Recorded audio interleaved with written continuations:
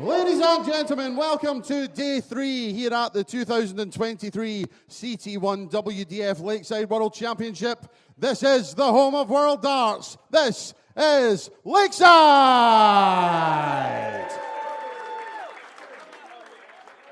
We start the second round of the men's competition, and we welcome to the stage a man who won through to the semi-final of the Challenge Tour this year, the former British Classic and Denmark Masters champion from England, Ruthless James Richardson.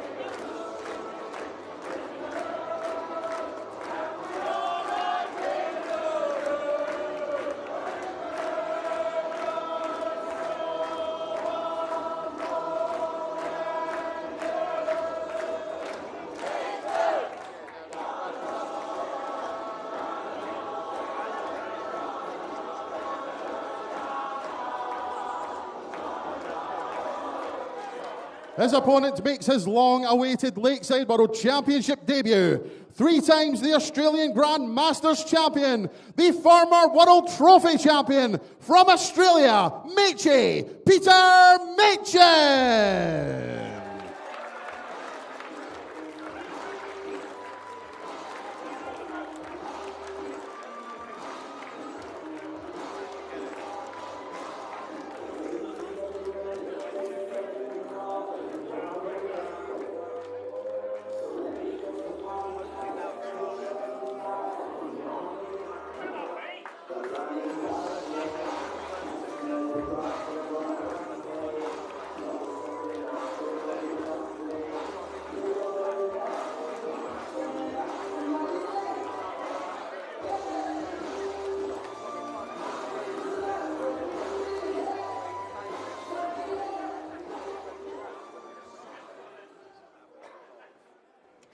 Good afternoon, everybody.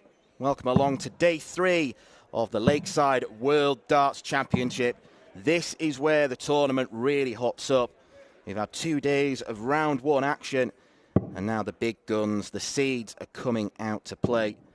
They say life begins at 50, and in the case of Peter Machin, that might be true, making his World Championship debut as the number 12 seed. This man, James Richardson, 1 year the junior of Machin, but wherever there's a dartboard, you're probably likely to see him there. He puts his hand to anything. Peter Machin does not have a great deal of big stage experience, but what he does have is over a dozen titles to his name. The last one coming last year, winning the Newcastle Classic. A very consistent player down in Australia, a player who tends to win. But James Richardson won a couple of the WDF titles last year, Denmark Masters champion as well as the British Open. This is bound to be a tight game because Richardson played really, really well in his opener against Christian Girdle. Peter Machin hasn't played too many darts recently. We'll have to wait and see just if he needs to brush off any rust. My name's Dan McCarthy, and I'm delighted to be joined in the commentary box for this game by the big boss of the WDF, I suppose, the Secretary General, referee, spotter, commentator, you name it, he does it all. Nick Rolls, how have you enjoyed the tournament so far? It's been great, thanks, Dan. I'm not sure about that. You said it before, and Masters, what was it, Masters ceremonies? That's the one bit I haven't done. Maybe I have to kick Anthony off of that. No, it's gone well. It's been good. I think you just summed it up really well. This is the start of the tournament, right? No disrespect to those that have played, but the seeds are out now, and the big guns come into play. Those that have already played have, got a taste of the limelight as well. So, yeah, looking forward to it. Yeah, there's a reason why they are seeded players. It might be an obvious thing to say, but it's because they are more used to winning games. First of 4 matches today, and this is where the format is slightly extended compared to what we saw in round 1. It's first to 3 sets, and we do have a break after 2 sets, so just putting the players under the mill a little bit more, having to earn their way through to the round of 16.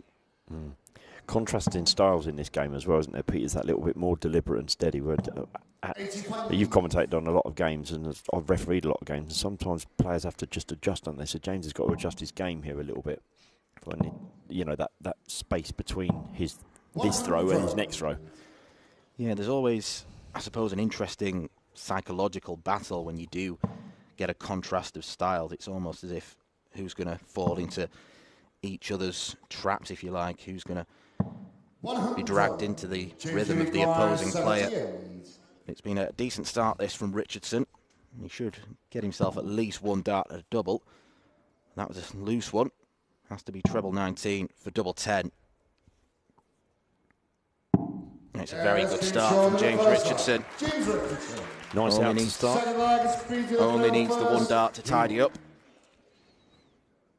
Yeah, good 78 outshot to start proceedings. You said at the top as well, where there's a dartboard, there's a James Richardson, right? Absolutely. It just goes everywhere, doesn't it?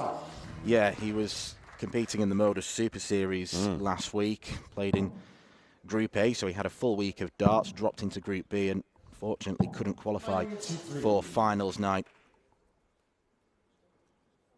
But he does have such an appetite for the sport. It's really nice to see.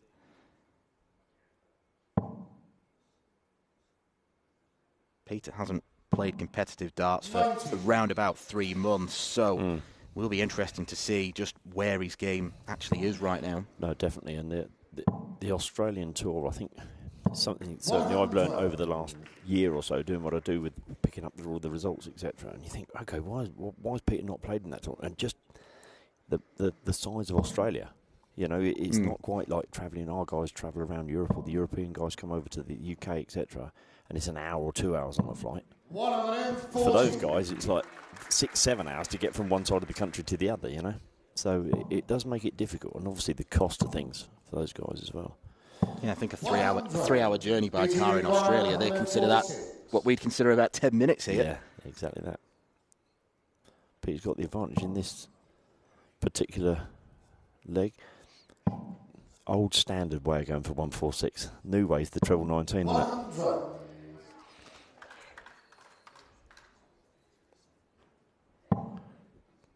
Peter will be looking to go one further than Kim Mitchell yesterday. I thought she was really unfortunate. A brilliant 130 outshot to win the leg that took us to the final leg. She played really well.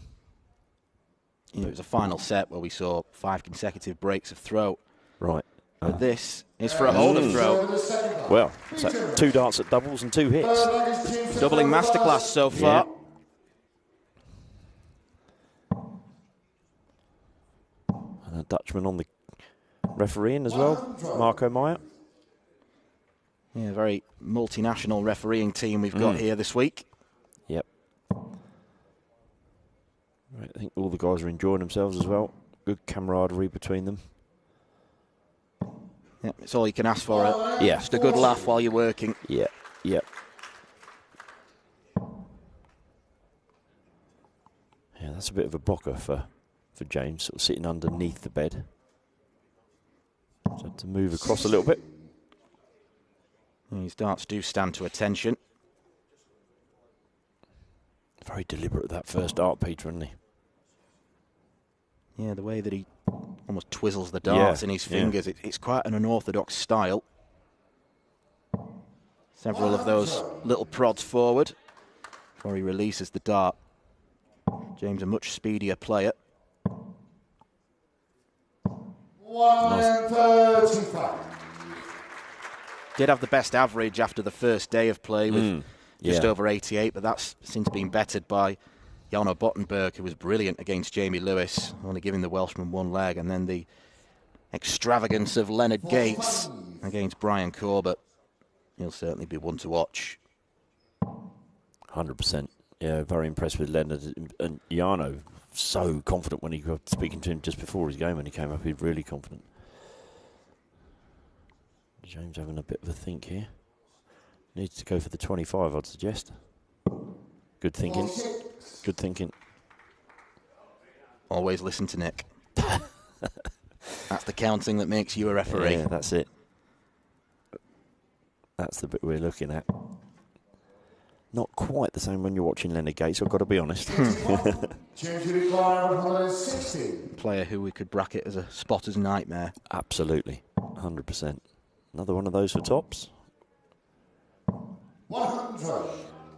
Good thinking there, because he could have easily come out and gone treble 16, but then you'd say leave yourself 64, and you could take 2 darts to get to a double, whereas theoretically off 60 you should get to 1. This could be interesting.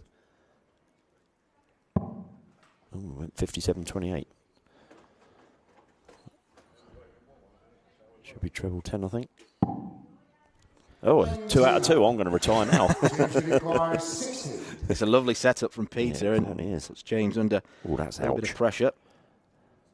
Not only James's darts stand up, they also tend to tilt to the right as well, so he didn't want that over the left-hand side, but he adjusted really nicely. That's 3 at doubles, 3 hits, right? Yeah. Yeah.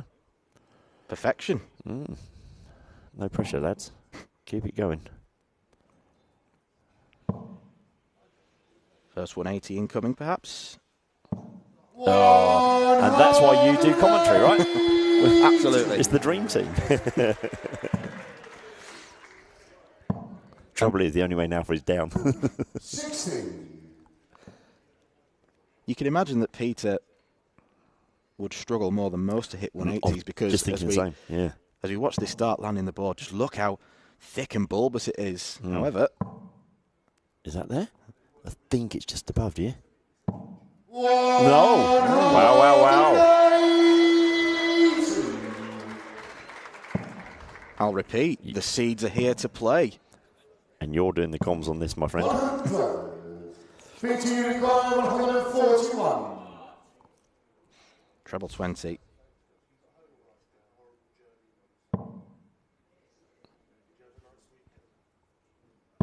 It's 8 perfect darts. My goodness. Oh, Peter. Nearly perfect from Peter. My heart was going, I've got to be honest. The crowd were perfect. It might not be the biggest crowd, but they appreciate their darts, and they were just giving Peter the best of order there. It was fantastic. Wow. 40. The problem we had, I'll tell you after we finish this leg, but there is a problem we had here.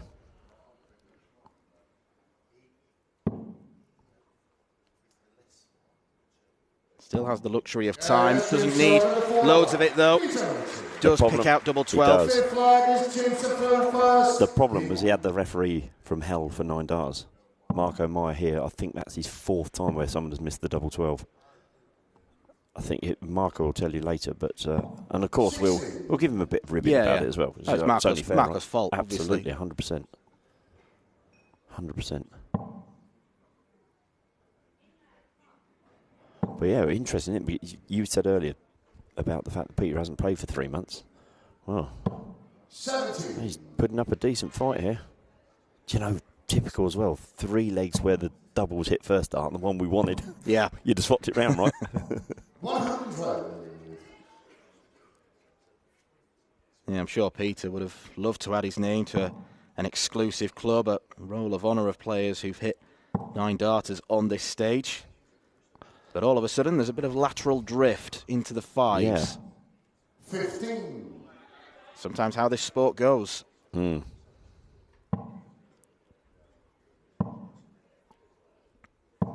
16. Still averaging around the 99 mark, though, is Peter. It's been a very encouraging start, even if he does go on and lose this set. More margin for error with the longer format. I think he's also got the experience to say, you know, this set was a bonus, if you like, isn't it? He was against the darts, albeit he does know he needs to break at some point during the match to win it, but... 57.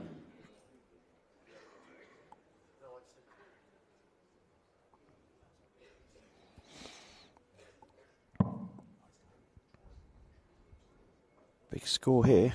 If he can put another one in there, he's the favourite for the leg and the set. And he's done that. Again, to your point, though, but how he got that underneath the dart that was in the treble. Much more standard setup that James goes with. 78. Peter, you require 136. Skinnier barrels. Now then, 136 for Peter Machin.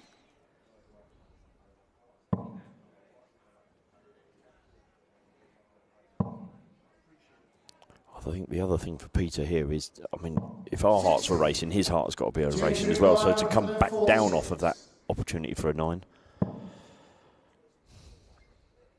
needs to stay there really. Should come out now for the 10s. Maybe. There you go on the ball. Seen James do that before. What a setup. Yeah, there's loads of options you've got when you're on 66. Yep. Oh, that's painful because you've got to hit a treble. Got to hit the treble 19. No, he's not going to get a shot at a double. That'll be really disappointing for Peter as well. If it had flicked into the 18 or the single 20, he still had chances. But This game's short in the first set. James Richardson. 1-0 to James Richardson. 3 darts at a double. 3 hit. It's very, very encouraging and certainly living up to the ruthless nickname. Yeah, where are we at with the averages as well? Dan, pretty decent that. Yeah, I mean, James Richardson's actually averaging 12 points less, but it's Really? all about timing. Wow. Yeah, I mean, yeah, it's that 9-dart attempt that's really of course. risen the Machin average. 41.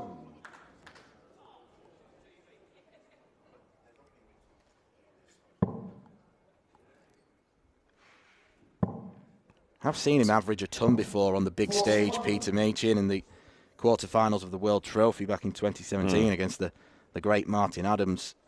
There's a very, very high ceiling with this man.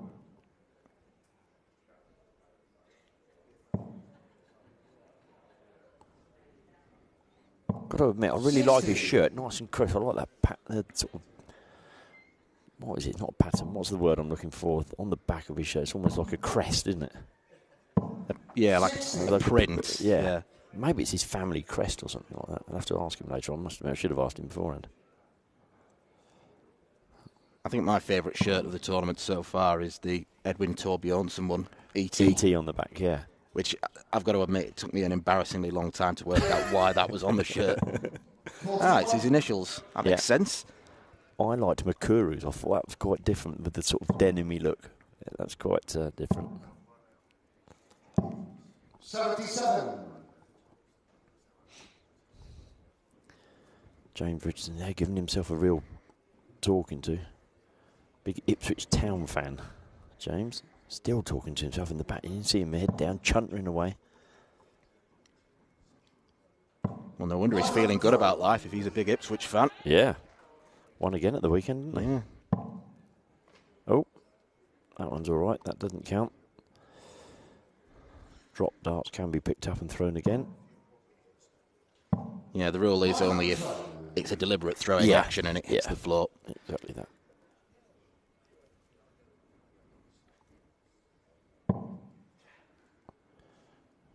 A little bit frustrated with himself there, Peter, for the first time that I've seen anyway. That's in the way, so he's definitely coming down now. 78. Good switch. May not leave a finish, but he's handily placed, let's put it that way. 44.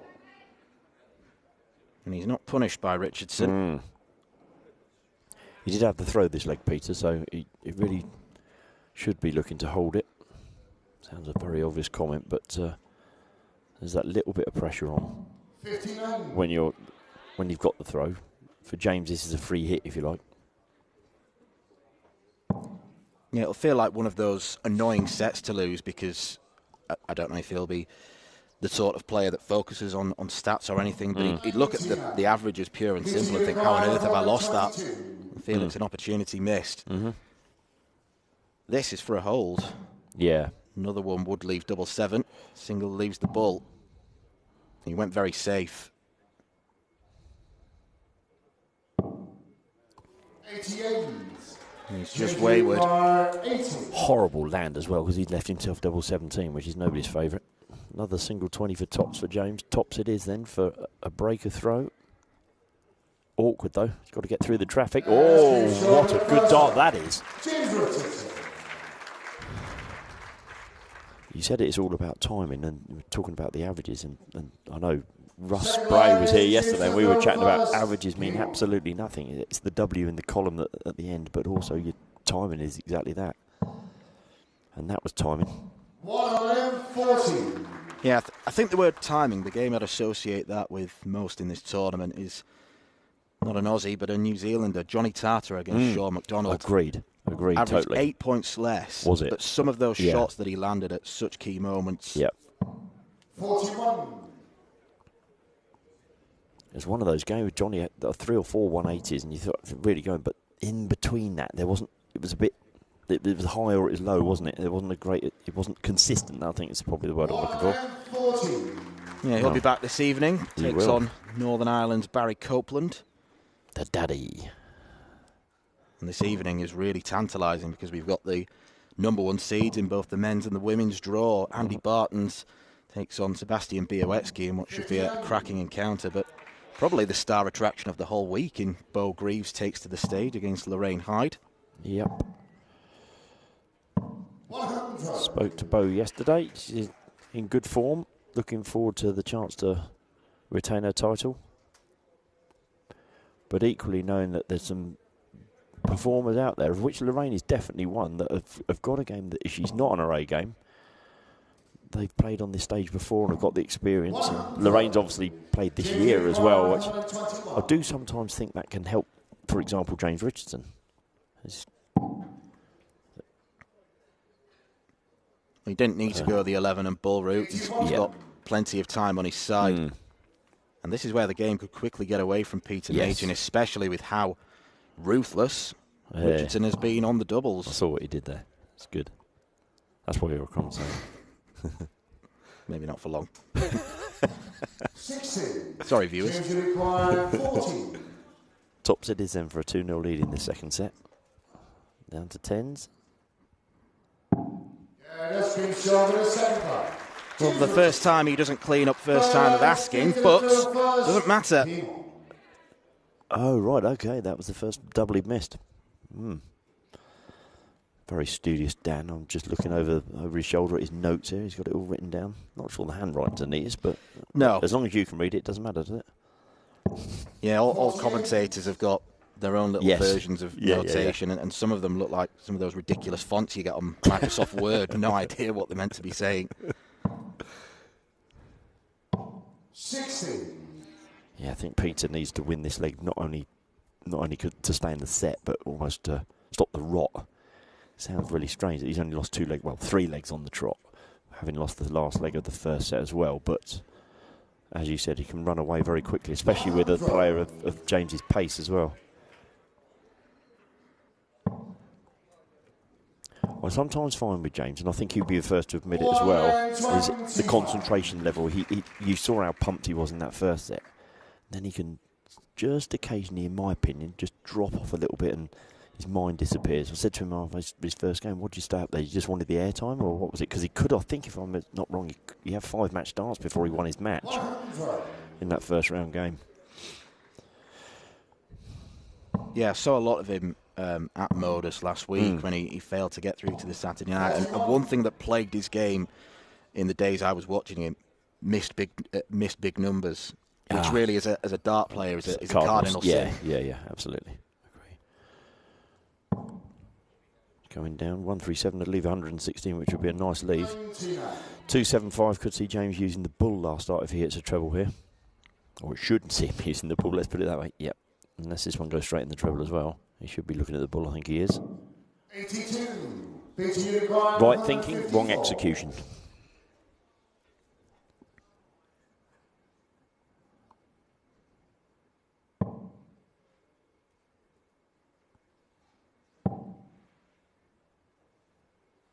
Could have come down here, and 57 would have left him 59, so 19 and tops. But I think Peter's that, with due respect to him, that little bit old school. Plays the 20s. It's amazing watching some of the Dutch players and the way they go out and their thinking is that quick. It's exciting as a referee, but it's also scary on occasion. Nerve-wracking. Well. Yeah. Double here. Doesn't need to, perhaps 1-4-4. Again, maybe that old school is not going to go double. Yeah, the new breed of players may have been tempted to go 2 double 19s. Yes. Group those darts together. True. Yeah. come out for the 16s. Great darts. That's put the pressure on. Stay in the set. Yes. So I think he really needs this one because James will have the throw in set 3 as well. Albeit there's a break if he does. If James takes this, we go to a break. Players will have the choice of whether they want to stay on stage or go for a break off stage. Oh, down the Frimley Green Cafe, I think, for this row. Oh, wow. Wow, dart, that one. Well, you could hear the big yelp there from James Richardson as he establishes a 2-set advantage. Ruthless is 1 set away from making it through to round 3 of the WDF World Championship. And Peter Machin goes off stage. He will be stewing. He will be ruining that missed 9-dart attempt.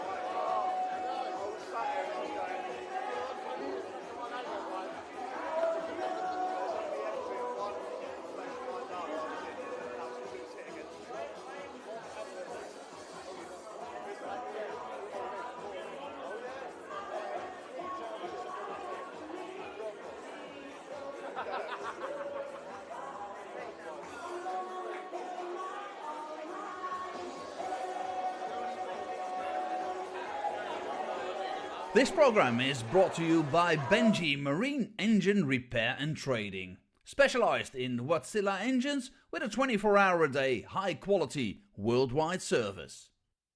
And by Hemeco Storage Systems, your one-stop storage system solution with over 100 years of experience. The 45th annual Winmau Fleetwood Memorial Las Vegas Open will be held from January 19th till the 21st.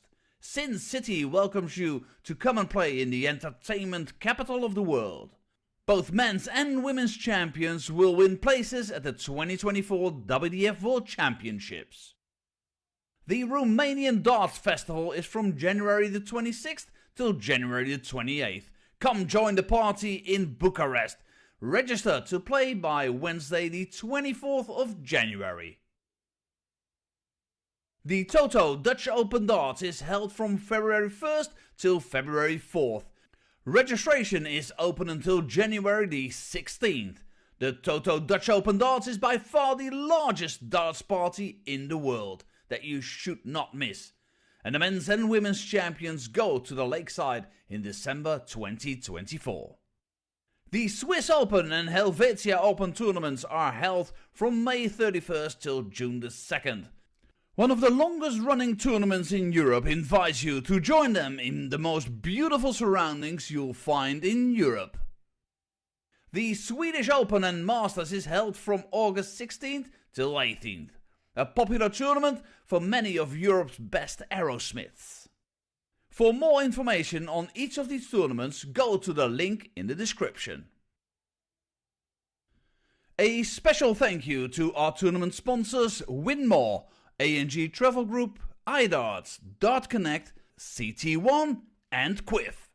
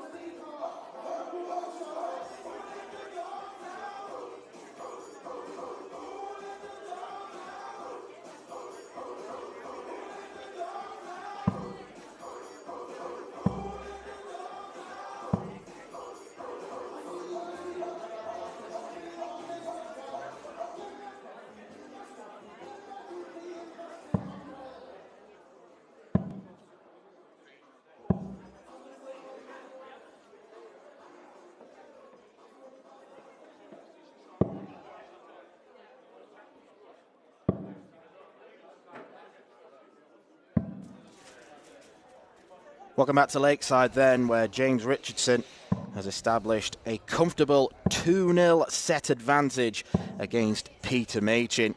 And it will already feel like a long time ago since that 9-dart attempt outside double 12.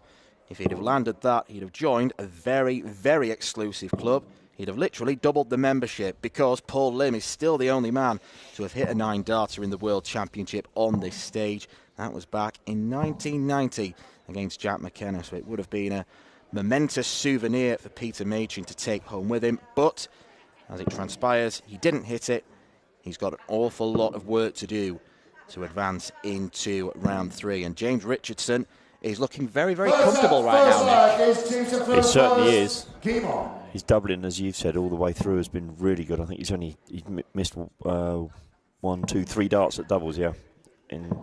So a really good high percentage in the doubles. His scoring's been there and thereabouts as well. But hasn't it a 180 yet? I don't think, Richardson. But the 140s column is looking tidy. Interesting dynamic now. It's the first time we've had breaks.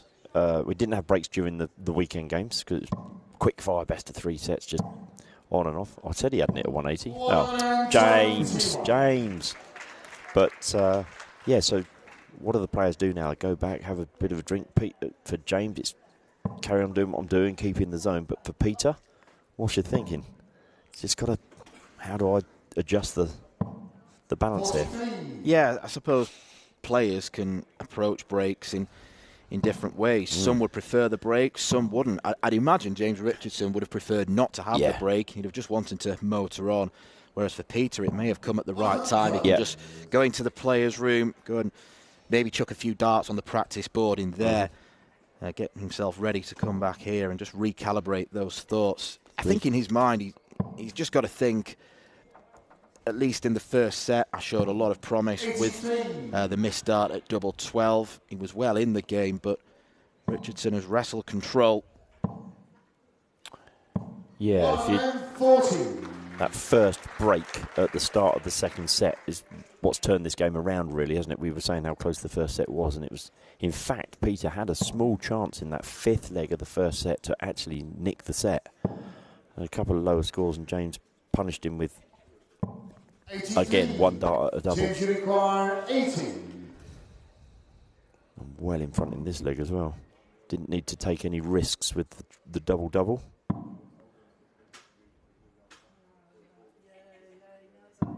The break hasn't changed anything. Still as ruthless as ever on the doubles. You've used that once. You can't use it again, surely. You can't get away with that. Could do with a thesaurus. I like the way James managed to find the tops through those darts. Have been quite high in the bed. It makes you think, is he going to be able to get through? But he's done it at least twice.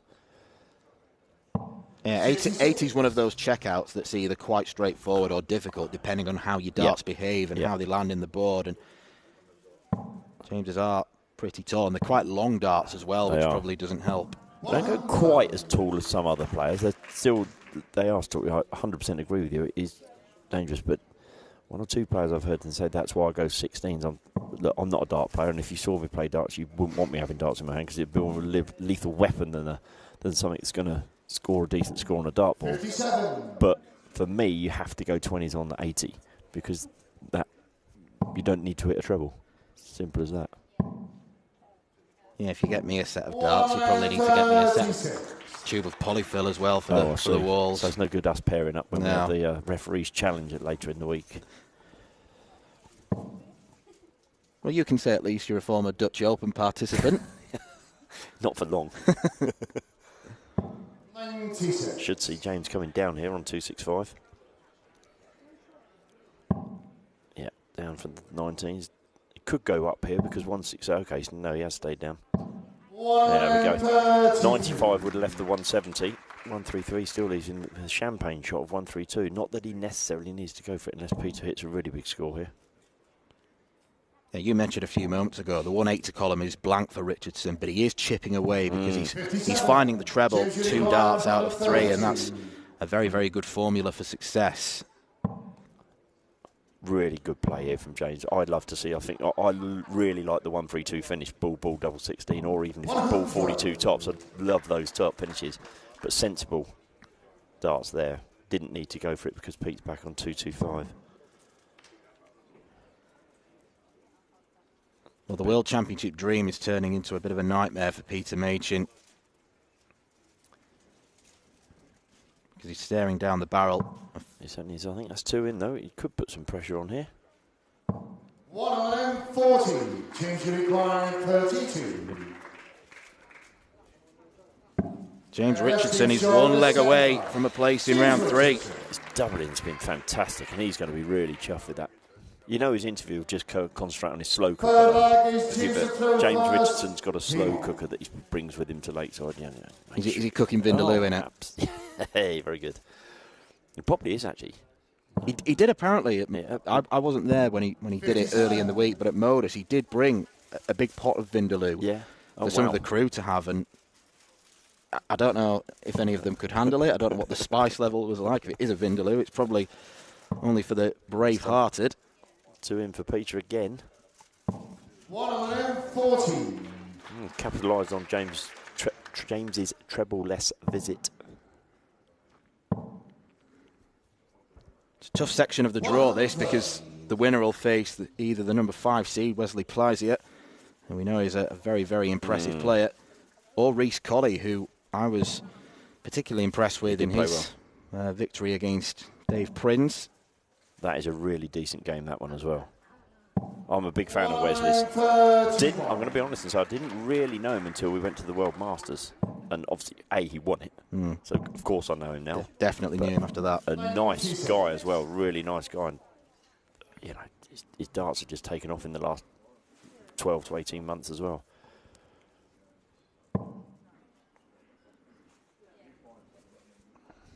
But Colley will be a tough competitor, and he still has, if memory serves me right, still has the biggest checkout of the tournament so far. Yeah. Match-winning checkout as well. Yep. He does, and he'll bring an army down with him if Saturday's anything to go by. There were a fair few of them lining the walk-on for him, and then 170. giving it a bit of a chant. He's threatened the 9-darter. Can he threaten the big fish? The answer is no.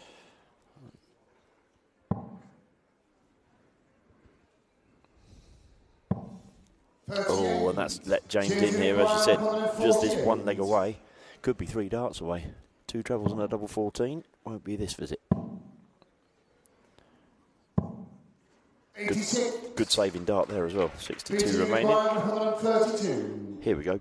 Champagne shot. Still a chance. 57 for the bull. Not now. James is going to be coming back for that 62 then, Dan. 104. Well, James will feel like champagne if he can get the job done here.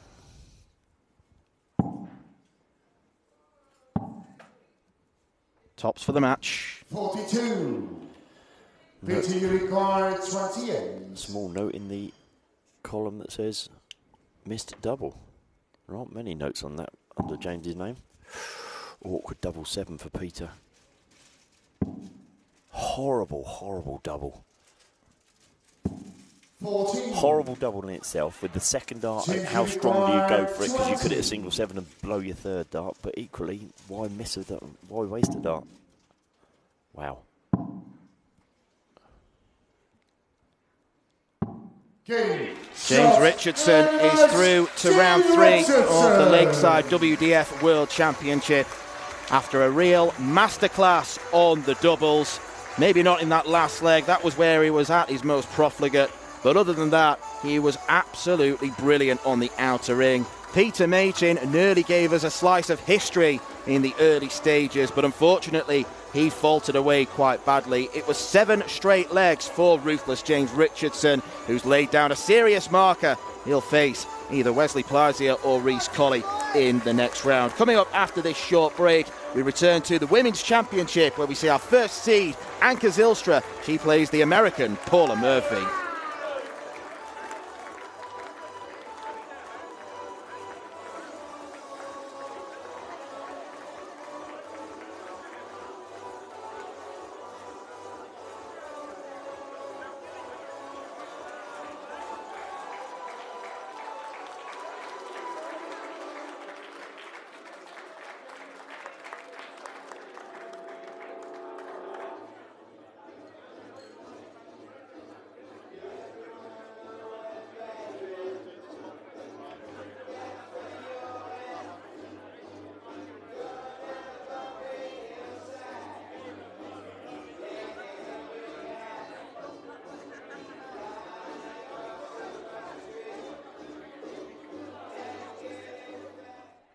This program is brought to you by Benji Marine Engine Repair and Trading, specialized in Wärtsilä engines with a 24-hour-a-day, high-quality, worldwide service. And by Hemeco Storage Systems, your one-stop storage system solution with over 100 years of experience. The 45th annual Winmau Fleetwood Memorial Las Vegas Open will be held from January 19th till the 21st. Sin City welcomes you to come and play in the entertainment capital of the world. Both men's and women's champions will win places at the 2024 WDF World Championships. The Romanian Darts Festival is from January the 26th till January the 28th. Come join the party in Bucharest. Register to play by Wednesday the 24th of January. The Toto Dutch Open Darts is held from February 1st till February 4th. Registration is open until January the 16th. The Toto Dutch Open Darts is by far the largest darts party in the world that you should not miss. And the men's and women's champions go to the Lakeside in December 2024. The Swiss Open and Helvetia Open tournaments are held from May 31st till June the 2nd. One of the longest running tournaments in Europe invites you to join them in the most beautiful surroundings you'll find in Europe. The Swedish Open and Masters is held from August 16th till 18th, a popular tournament for many of Europe's best aerosmiths. For more information on each of these tournaments, go to the link in the description. A special thank you to our tournament sponsors Winmau, A&G Travel Group, iDarts, Dart Connect, CT1 and Quiff.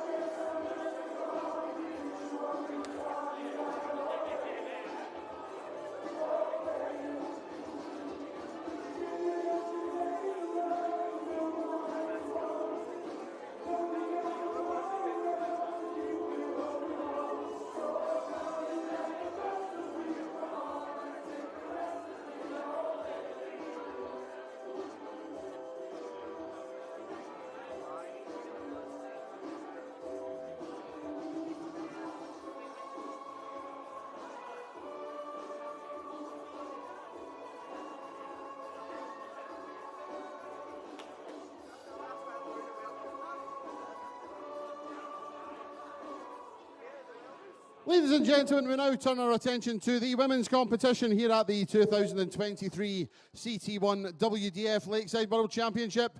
And we welcome back to the stage the 5-time Charlotte Open champion, 6 times and reigning Las Vegas Open champion from the United States of America, Smooth Paula Murphy.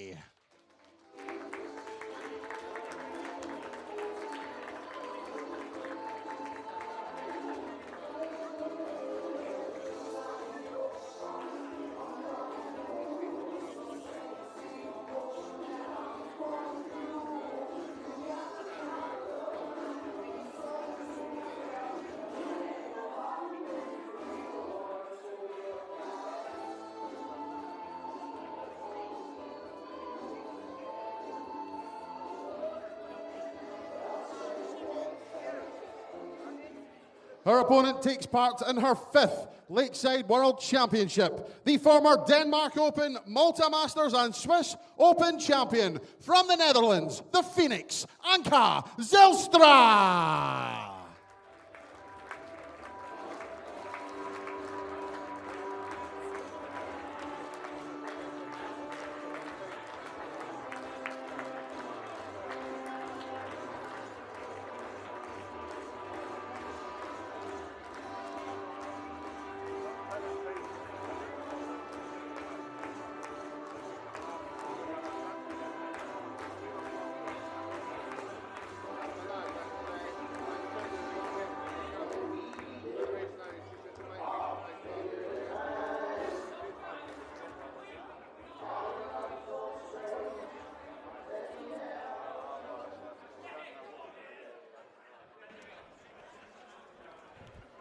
Anka Zilstra versus Paula Murphy then for a place in the next round of the Women's World Championship.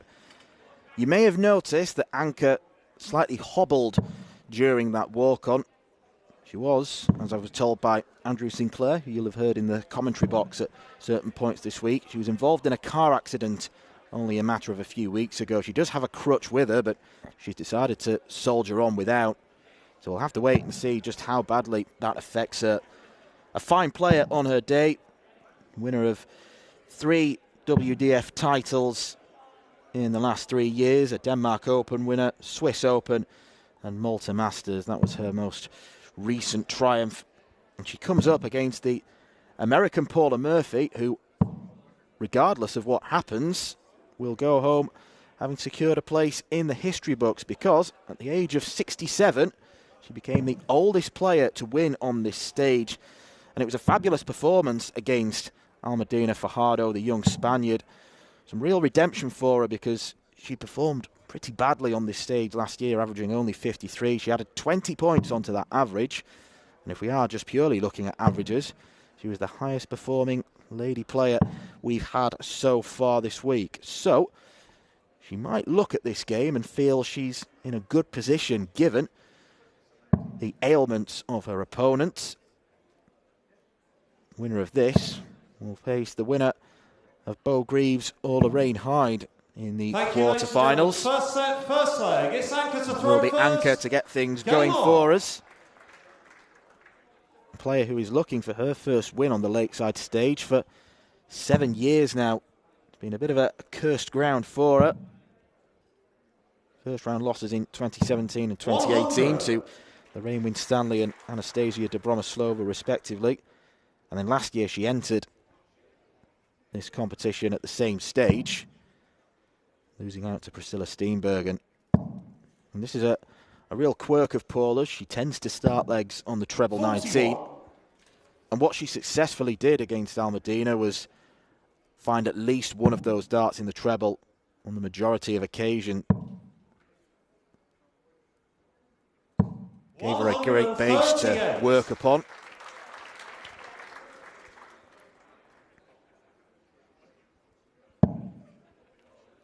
Very Madas Razma-esque.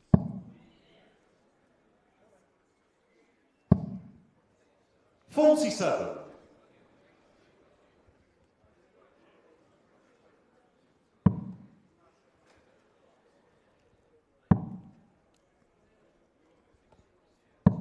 .26.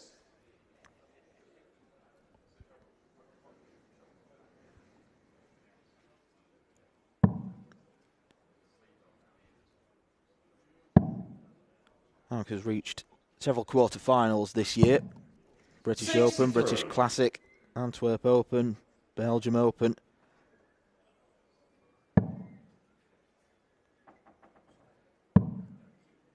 Get to a semi-final as well in that British Open, losing out to Paige Pauling, 4-2.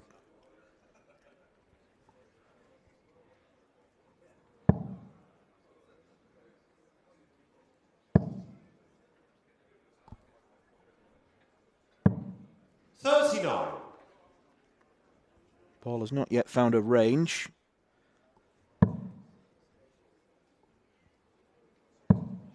We are sticking with first to 2 sets in the women's tournament, and 83. As a result, we won't have a break like we had in the last match, which ended far quicker than Peter Machin would have liked, but James Richardson can be very pleased with how he played.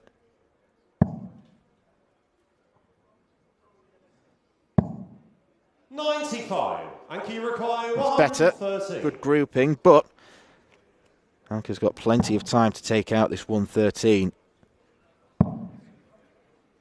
And she may need it as well after 2 very loose darts. 27.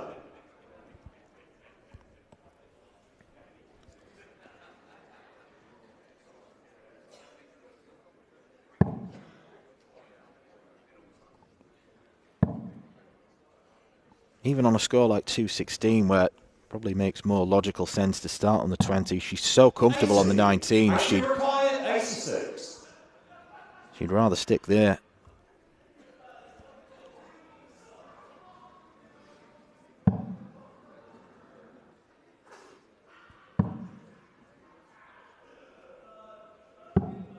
Interesting. Opting not to go for the bullseye. Effectively saying to Paula, I don't believe you're going to take this. And she might be proven wrong. Couldn't follow that first dart. 80. And you require 32.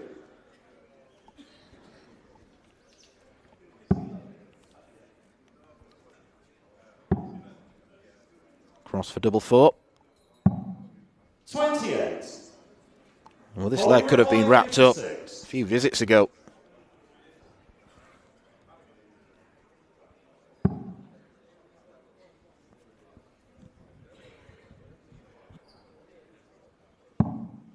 Double 16. And she takes it. Paula Murphy with a very early break of throw. Second leg, it's Paula to throw first. Game on. Anka Zilstra, no, she's in a game now.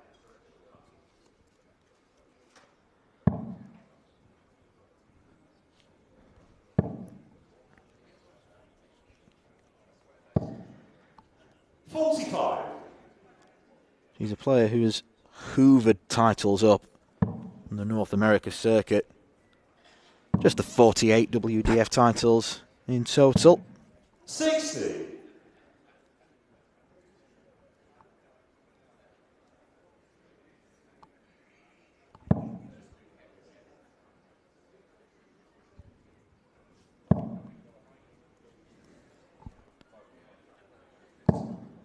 $79.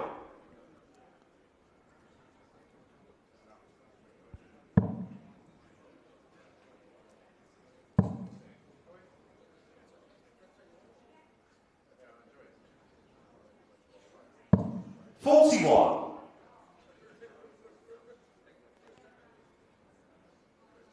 Charlie Costafine, our referee, helping Anka pick up the flight. She's going to need help if those flights do come off.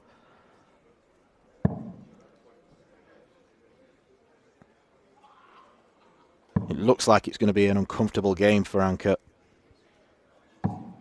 59. I don't know if she's feeling any pain or whether it's just the lack of mobility after a car accident.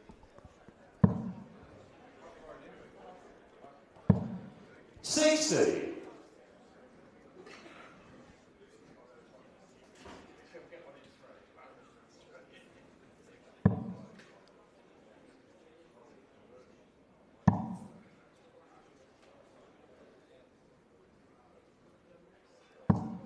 45.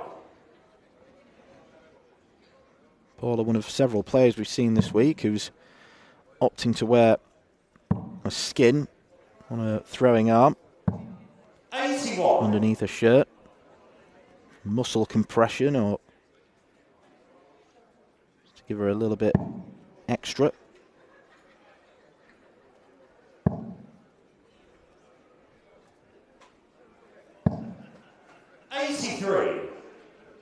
That's what she was doing well against Almudena Fajardo, just picking off one treble at a time.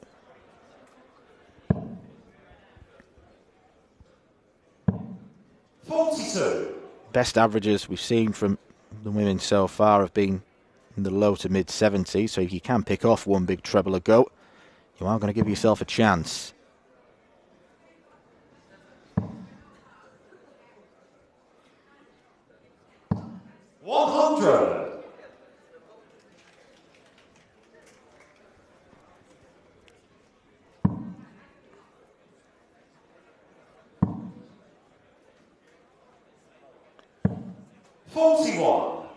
Polly requiring 90. She doesn't have to entertain the bull route.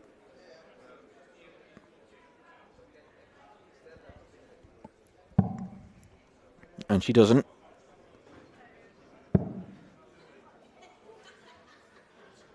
That leaves 51. Might go for the 19s, given how easy she made double 16 look. 39. That's a slip.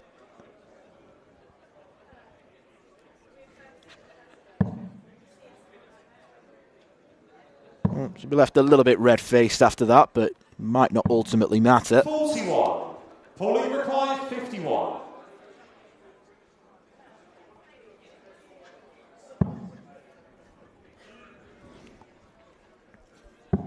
Game shown second low. Paula Murphy. 2 from 2 on the doubles. It's anchored to throw first.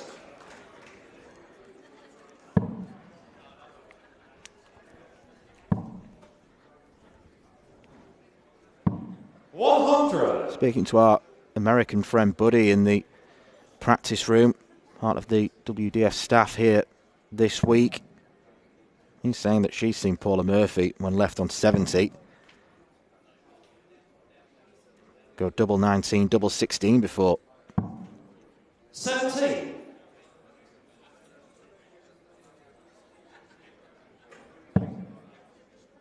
Player who does things her way.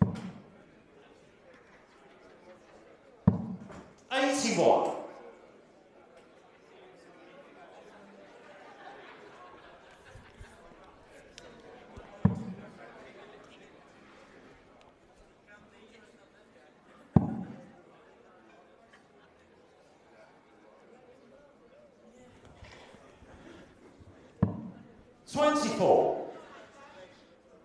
Well, you don't need to be a darts aficionado to work out that those two visits of 17 and 24 aren't very good. 100. Has made a better start, though, than Anka. Maybe not in the scoring phase, but the doubling has been clinical. She hit 7 from 17 on the outer ring against Almudena Fajardo. And if she continues that strike rate, she's going to be very difficult to beat. 100. Much better, though, from Anka Zilstra. Left on Shanghai after 12.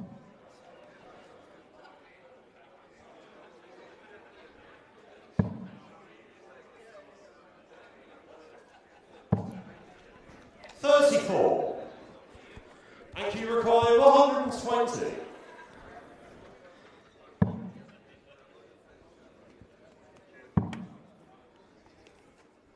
Tops now.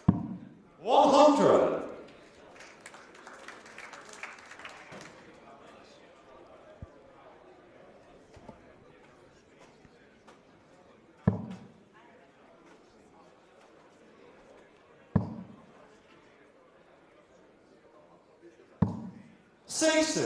And you require 20. –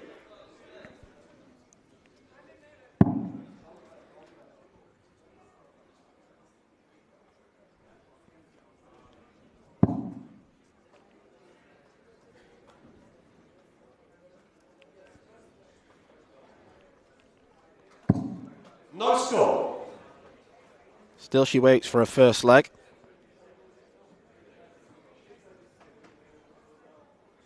The real irony is on 268, starting on the 19s, is probably the percentage play.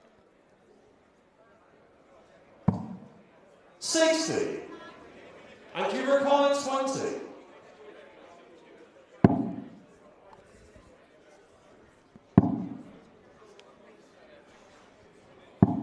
Game shown the third leg. Lucky 7 for Anka. Gets a round of applause from her opponent. How polite. It's Paula to throw first. Game on.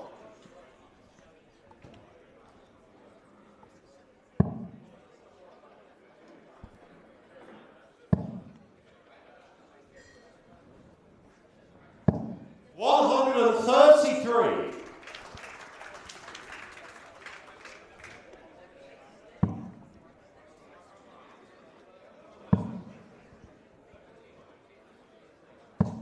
$100.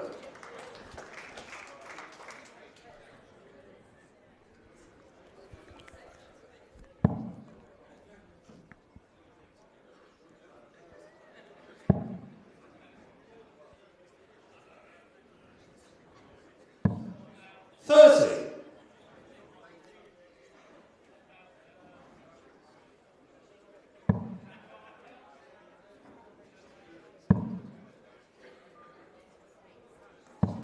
$81.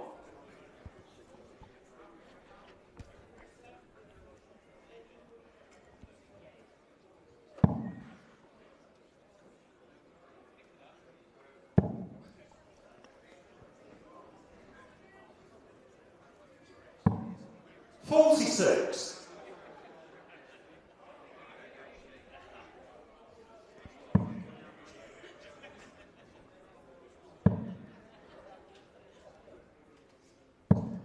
$60.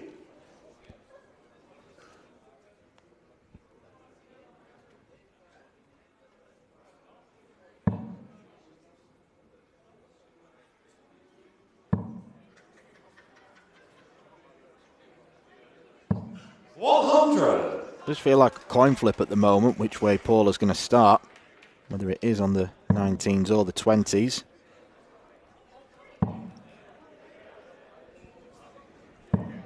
$45.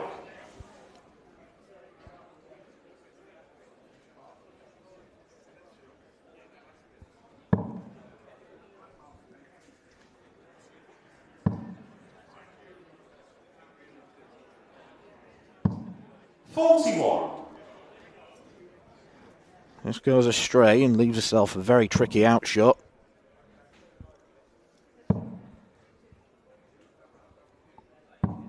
$60. Fully reclined $151.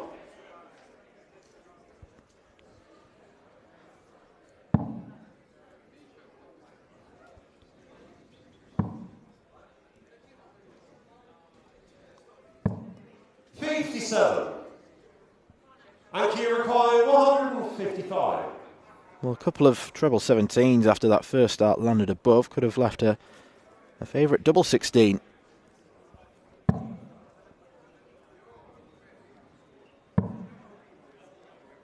Ankle will go across to treble 18. $87. Fully reclined $94. Could go safety first and start on the bull.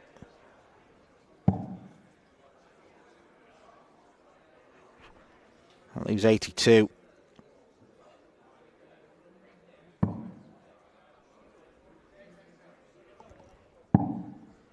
$42. And key required $68.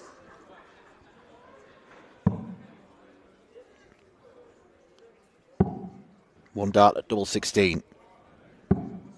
$52. Fully required $52. Well, that's 10 missed darts at a double already, and we're still only in the fourth leg.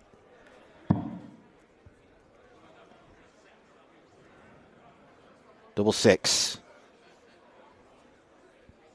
Time when she didn't want to hit tops. Now double 3. 46. And key required 16. She was put off by that dart at tops. No score. But she's going to be invited back. 6.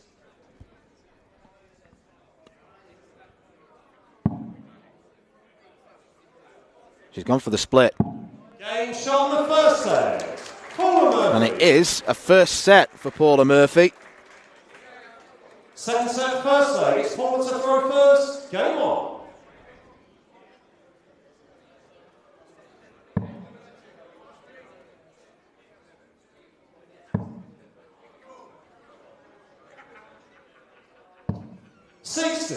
I'll reiterate the point.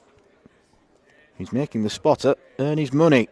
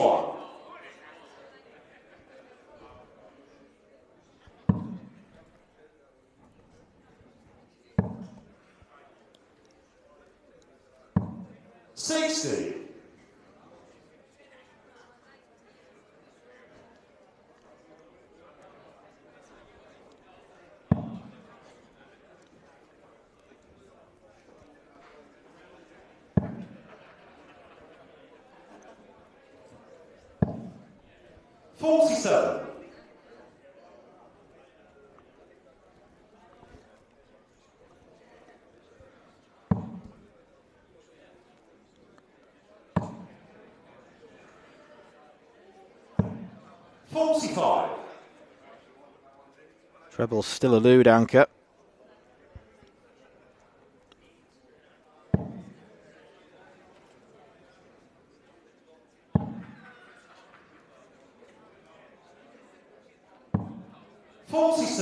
And the same for Paula.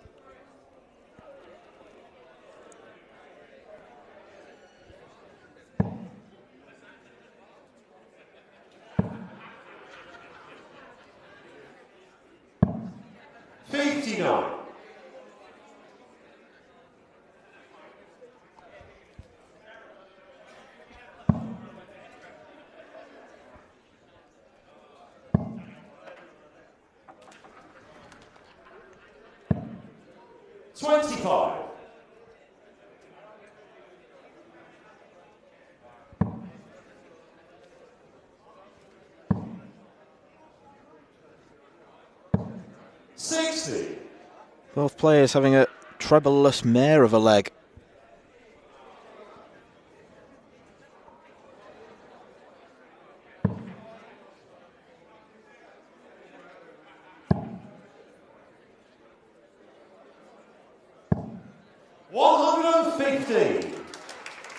That's better. And that does get her down to a finish.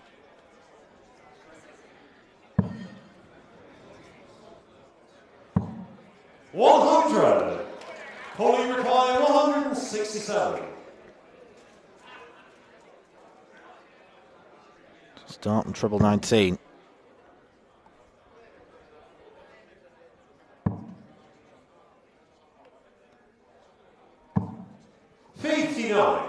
Anki requiring 117. 20 for tops. Don't miss the big number. 77. Pauline requiring 108.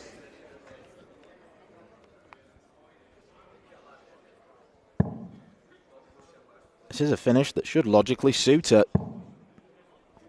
And she's going to get a dart at it. 76. Anki required 40.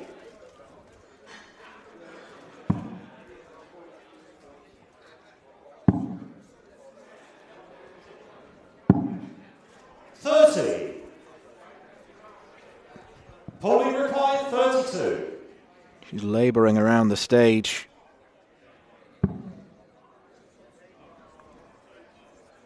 Paula's got to split this. Double 8. 24. Anki required 10.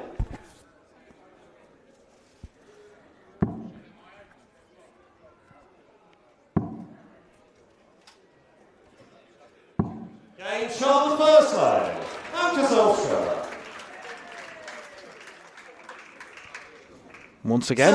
It draws a round of applause from Paula Murphy. Anke Zilstra wins her second leg of the match, and it is a break of throat. She's had way more chances on the outer ring. She's just not taken them. 5. And if the scoring dries up, she is in big bother.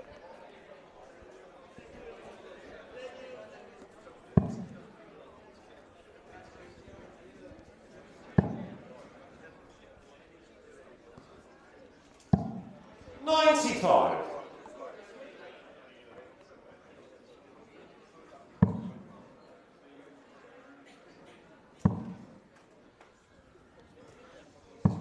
$100.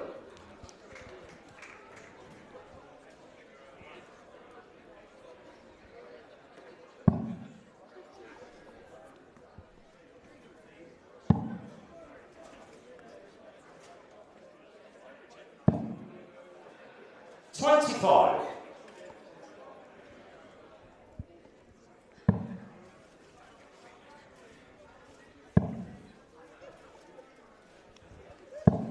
$96.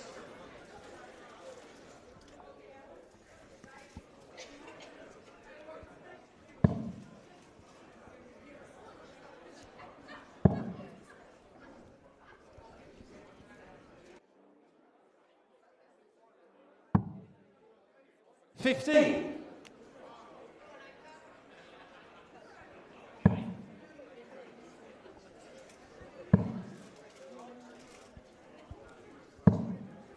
$41. Both players really struggling at the minute. It could be one of those games where if one starts firing, the other might follow suit.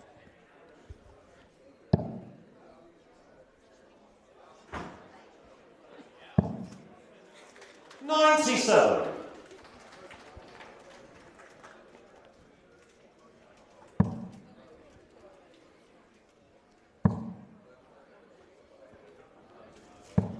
$60.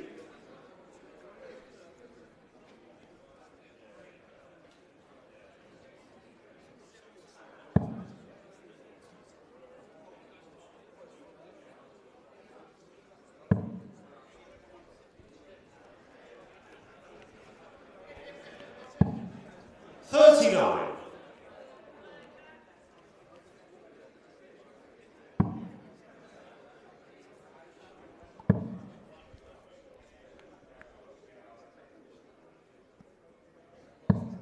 $41. Mention Anke's really poor record here at Lakeside. She's been beaten in each of her last 3 appearances. She hasn't even won a set in that time. Some venues seemingly can just evoke bad memories. 100. Anke Rakai, 158.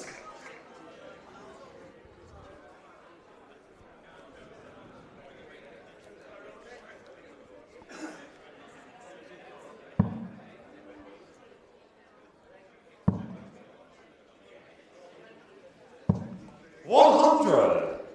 Pauline Rakai, 130. Saw Kim Mitchell land this magnificently yesterday in defeat to Priscilla Steenbergen. Not going to see the same from Paula.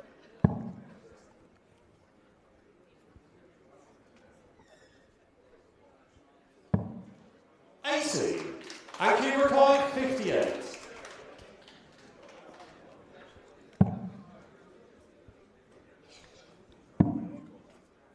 Tops to give her a bit of a cushion in this second set. 19. Still, she's off range. 50.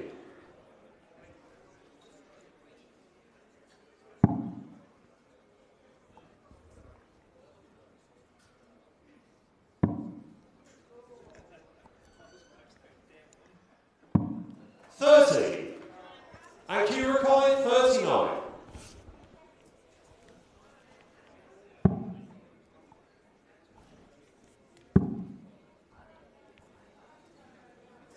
Has to look at double 9. 30. Pulley required 20.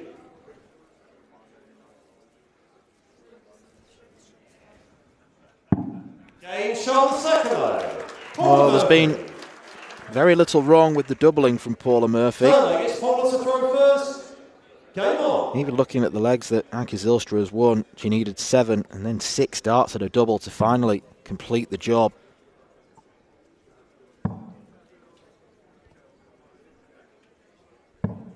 $45.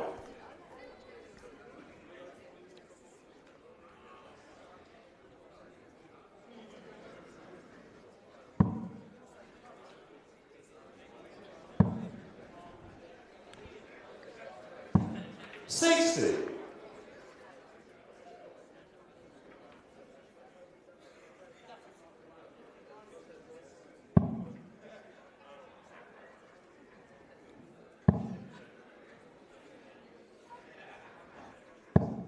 $95.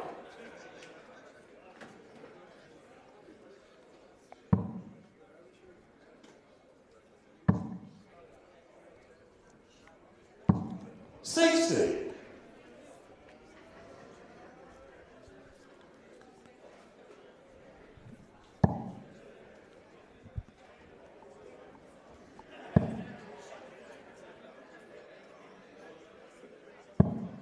$41. Almost goes without saying, but whoever does prevail here will have to raise their game tenfold, because 100. even if Lorraine Hyde beats Bo Greaves, she'll be a tough proposition if they're only firing at this standard. We know that Bo is capable of 3-figure brilliance. 133.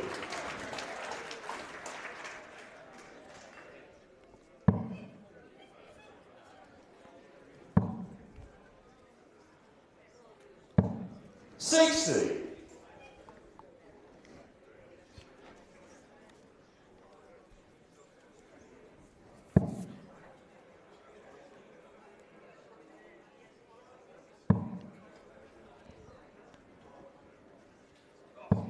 $87. Handily trims it down to a straight ton.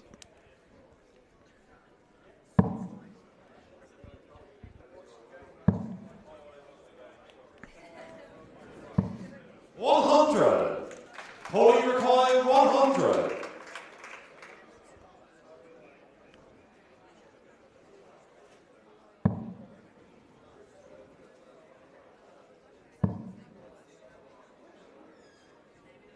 Big 20 to leave tops. 60. Anke required 121. Puts Anke in a pickle. Has to be treble 17 and Bull.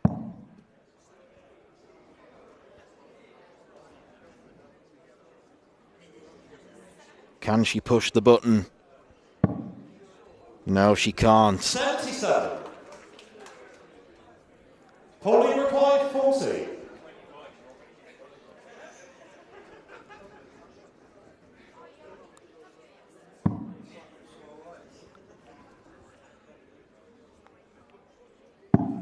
Game shot the third leg. Mine's double 10 to go within a leg of a place in the quarterfinals.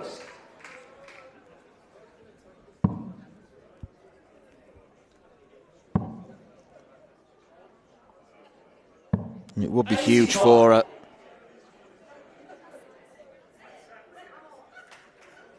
And raise the prize money to £3,250. So you do have to appreciate that players who come over from the likes of America, Australia, New Zealand, it's not like Europe where they can fly for 2 hours and then get a flight back for a relatively cheap price. It's pure commitment from the players making the long-haul journeys. If anything, it puts more pressure on them.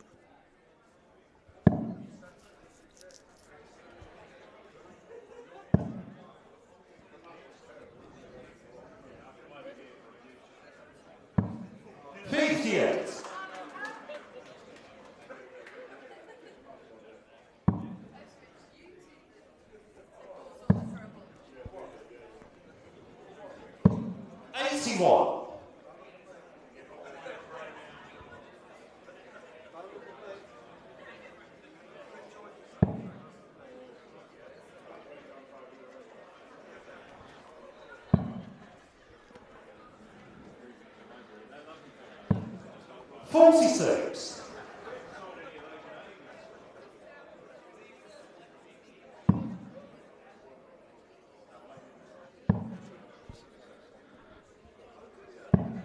$40.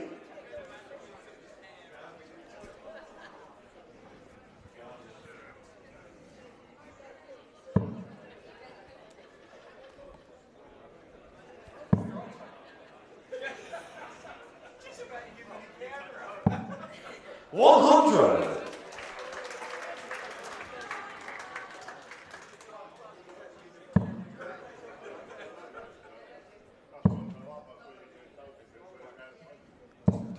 $60. 3 well-thrown darts, yet none of them land in the desired treble.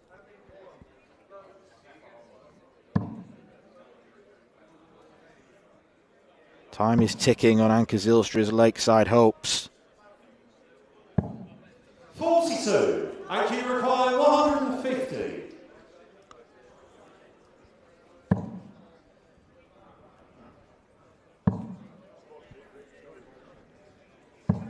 $100. Holly require 160. 160 points away from the quarterfinals.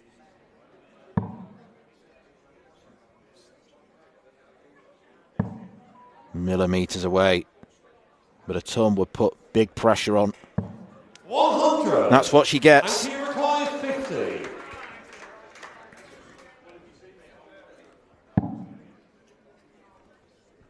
Two darts at tops. And she stays alive. Anke Zilra. Fifth leg, it's Paula to throw first. Game on.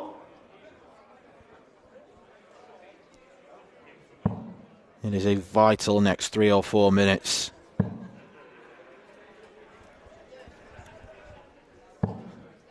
And that's a slip. Anke simply has to pounce.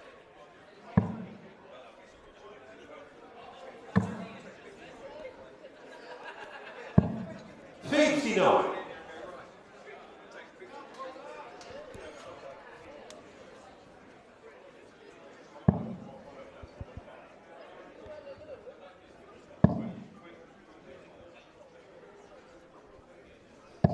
$133.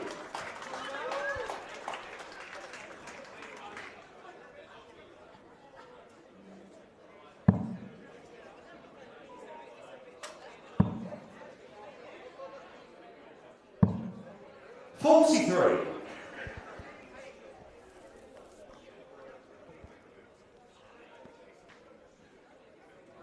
It's now Anke who's slipping, clinging on by her fingernails.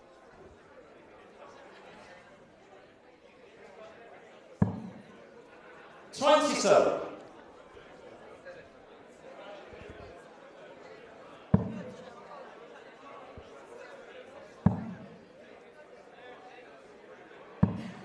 $100.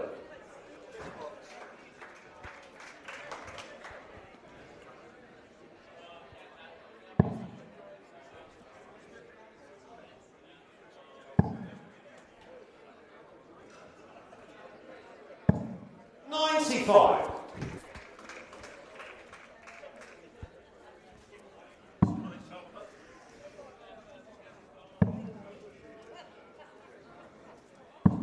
$60.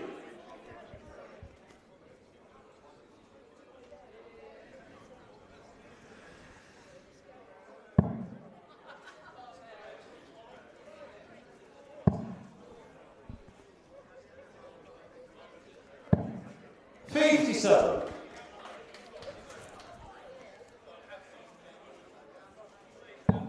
On her own throat, Paula Murphy is first to a finish. And Anke Zilstra needs a treble to leave one herself, which she gets. Holly require 153. A solitary point between the pair after 15 darts.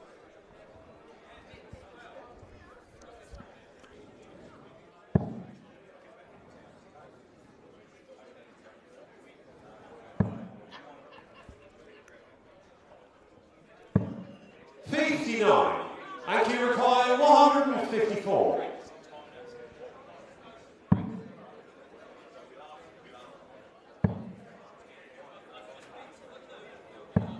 60. Polly required 94. Locked on 94. Paula's going to get 2 match darts.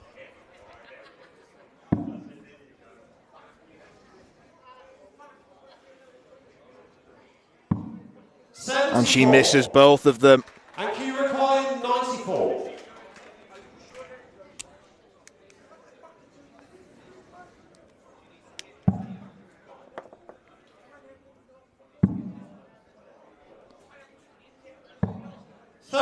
She went hunting for double-double. Polly required 20.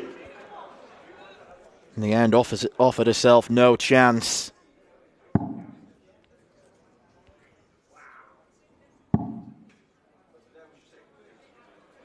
She split it for double 4. And Paula Murphy's dream run at Lakeside continues. A straight sets victory against a below par Anke Zilstra. Feeling the pain quite clearly as she gingerly hobbles on to shake the hand of the referee and her opponent. But that is 2 wins on the stage now for the American. Not at her sparkling best, but she won't care one jot. She knows she'll have to raise her game when she takes to the stage next. Quarter-final against either Bo Greaves or Lorraine Hyde. But that is a worry for another day. It was a smooth ending for Paula Murphy through to the quarter-finals. Coming up after this short break, we welcome the number 9 seed Mark Burrill in the men's tournament. He plays another American in Jim Whitmire.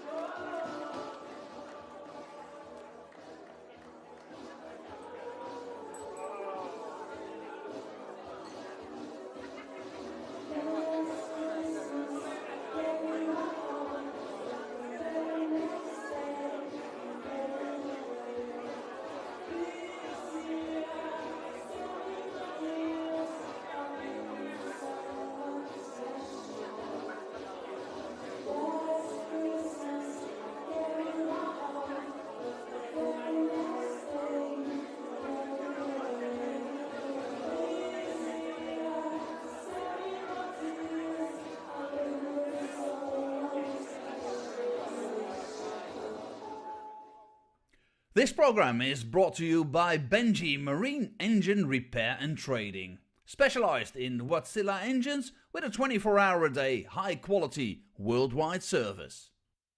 And by Hemeco Storage Systems, your one-stop storage system solution with over 100 years of experience. The 45th annual Winmau Fleetwood Memorial Las Vegas Open will be held from January 19th till the 21st. Sin City welcomes you to come and play in the entertainment capital of the world. Both men's and women's champions will win places at the 2024 WDF World Championships. The Romanian Darts Festival is from January the 26th till January the 28th. Come join the party in Bucharest. Register to play by Wednesday the 24th of January. The Toto Dutch Open Darts is held from February 1st till February 4th. Registration is open until January the 16th. The Toto Dutch Open Darts is by far the largest darts party in the world that you should not miss. And the men's and women's champions go to the Lakeside in December 2024. The Swiss Open and Helvetia Open tournaments are held from May 31st till June the 2nd. One of the longest running tournaments in Europe invites you to join them in the most beautiful surroundings you'll find in Europe. The Swedish Open and Masters is held from August 16th till 18th. A popular tournament for many of Europe's best aerosmiths.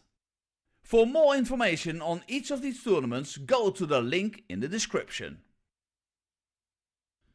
A special thank you to our tournament sponsors Winmau, A&G Travel Group, iDarts, Dart Connect, CT1 and Quiff.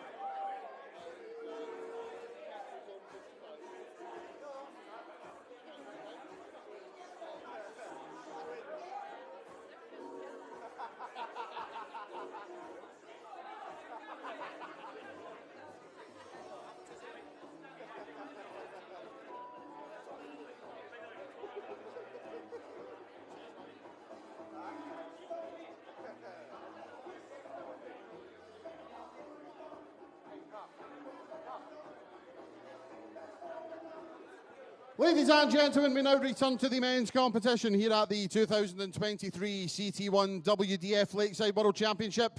And we welcome back to the stage a man making his 4th Lakeside World Championship appearance. Former Which City Open, Seacoast Open and Las Vegas Open champion from the United States of America, Jim Whitmire.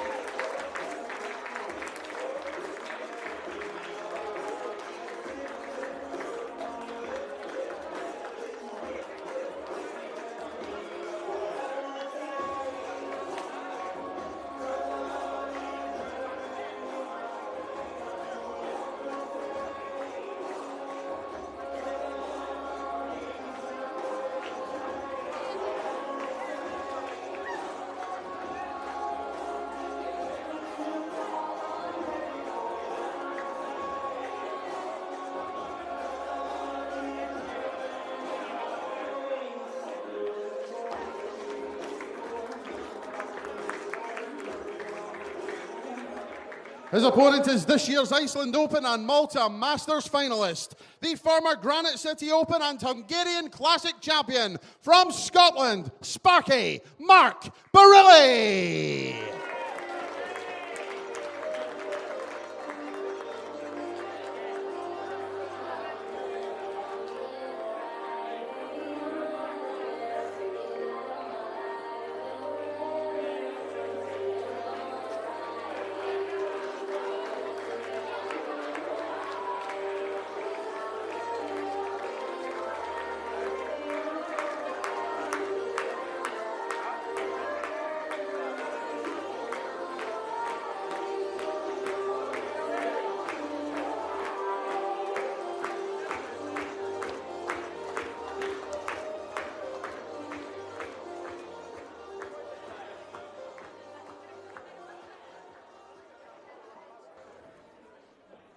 He's the highest ranked player we've seen so far in the men's tournament. Mark Burrill enters the stage looking to finally win a game at Lakeside. This is his 6th attempt and he's always come up short. Came back last year for the first time in 9 years, losing out to Canadian Rory Hansen.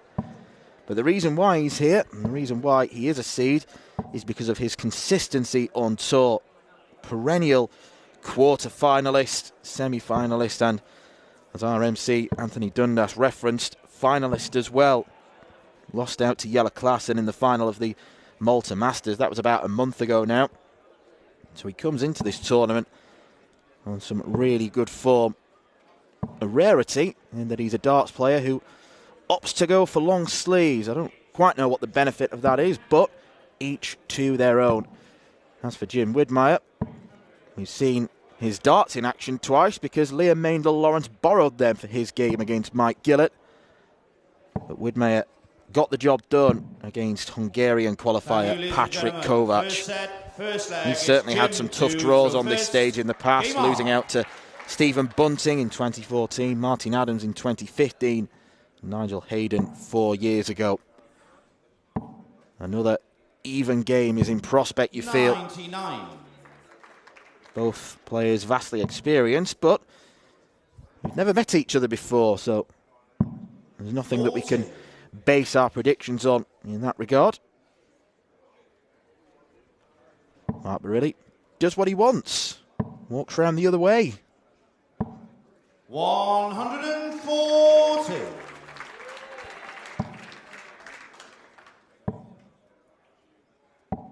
$95.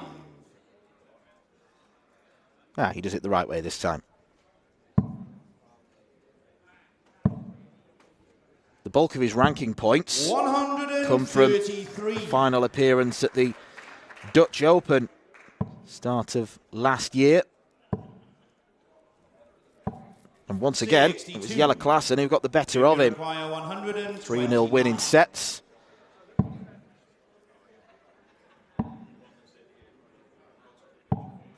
$57. Very fast start for Jim.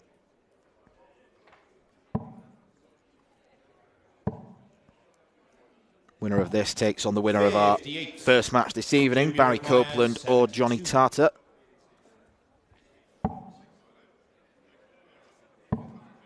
No score.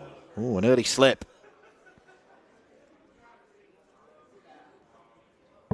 May not make a massive difference. 62. Jim, you require 72. That's what he was after. Double 18. Shot in the first leg. And that Jim is the Whitmire. first leg for Jim Whitmire. Second leg, Mark to throw first. Game on. Even a bus scoreline can't damage his chances. 60.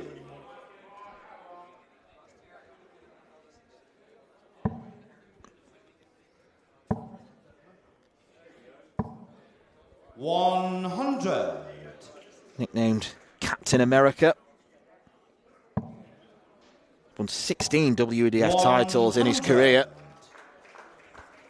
And he does play a big part in darts off the hockey as well. He's the chairman, president of the American Darts Organization. 121.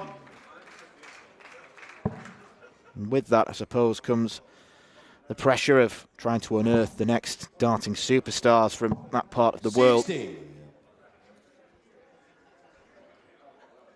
Big potential there. 96.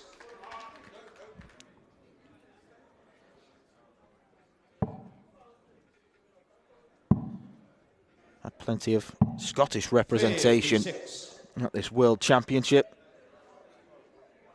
Because following Mark Burrill, we're going to see the number 16 seed, Gary Stone, in action.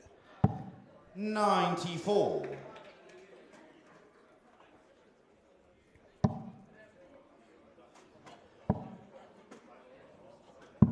99. Jim, you require 90.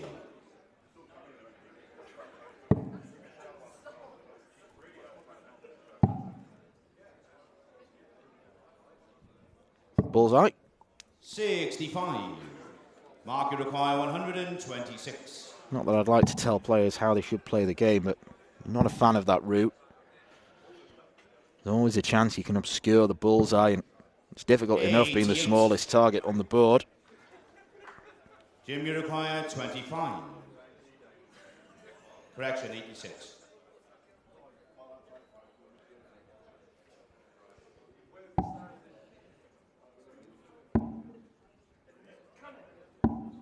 $17.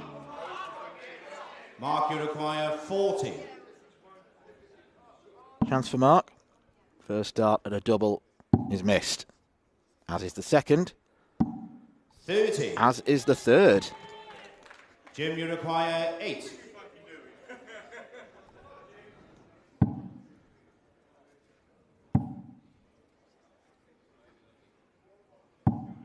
$4. 6 missed darts at a double. 10. No score. Oh, and that's a bus scoreline as well. Decides to lob the dart away in frustration. Has he lost it? Didn't want to be blinded by the light. Jim, you require 4.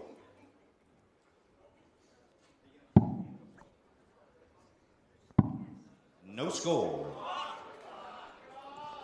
Mark, you require 10.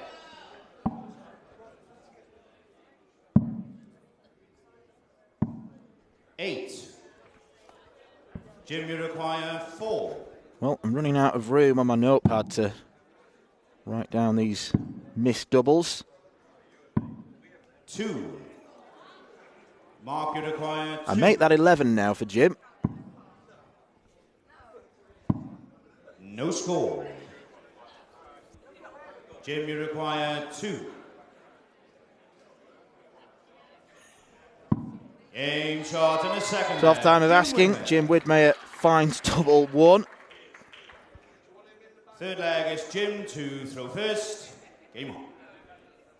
I think we'll consign that one to the history books pretty quickly. 100.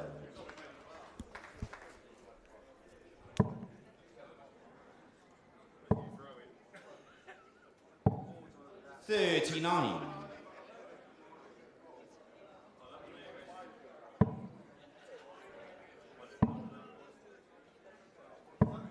60.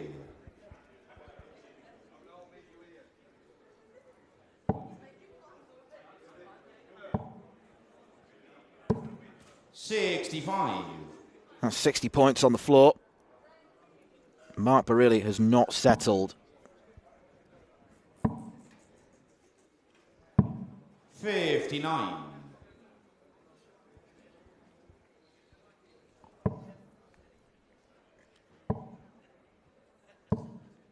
81.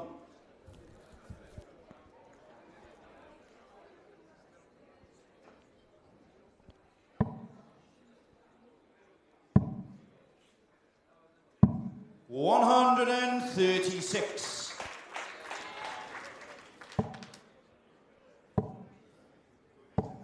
81.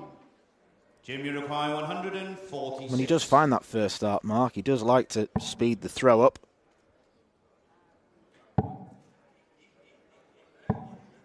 84.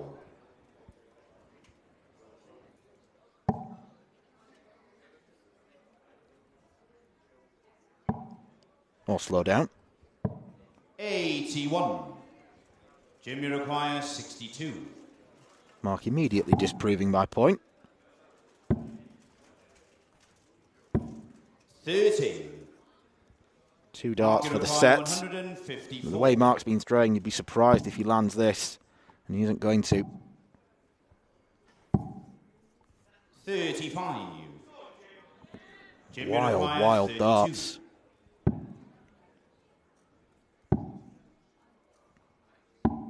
24. Mark, you require 119. 12 or treble. 89. Jim, you require 8. Well, I'm dumbfounded. Game shot and the first Set goes the way of Jim Whitmire. Darting disaster class from the Scot. Sparky needs to find a spark from somewhere. Second set, first leg. It's Mark to throw first. Game on.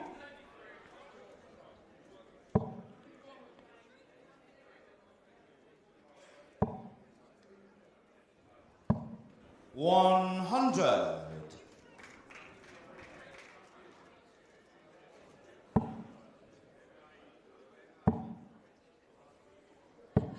95.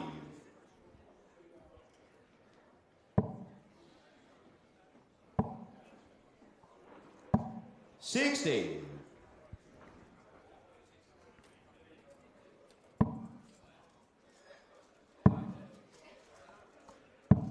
58.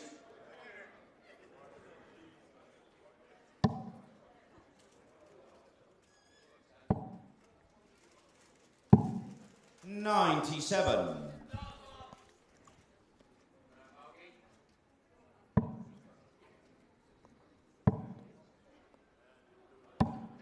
83.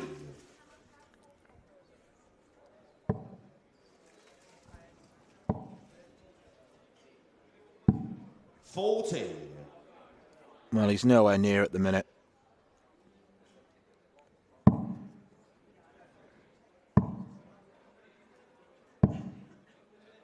87. Jim moving from right to left on that shot. 100.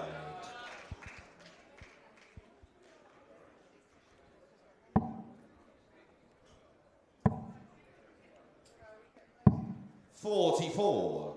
Closest he came, Mark, to winning a game on this stage was in 2013. Took Scott Mitchell all the way.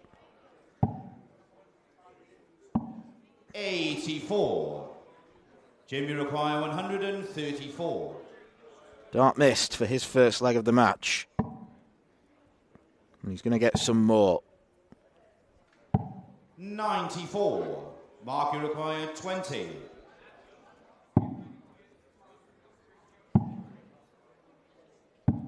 12. Went to split. Jim, you require 40. Didn't trust himself almost on double 5. Game shot in the first leg. Jim Whitmire. Trusty tops for Jim. Second leg is Jim to throw first. Game on. Should mention, by the way, I just mentioned Scott Mitchell. He spoke to me this morning before we got on air, and he's popping down to Lakeside tomorrow and may accompany me on the comms box.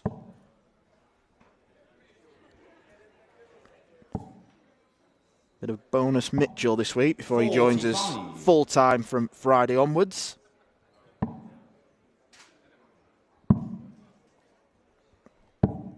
$58.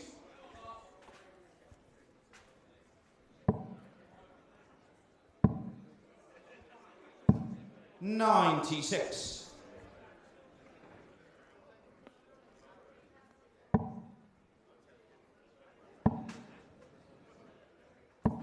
$100.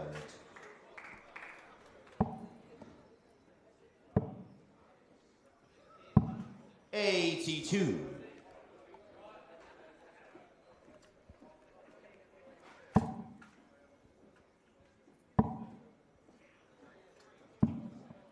$40. That's unfortunate. It's Garen's duty in this game to pick the darts up that don't make the board. 81.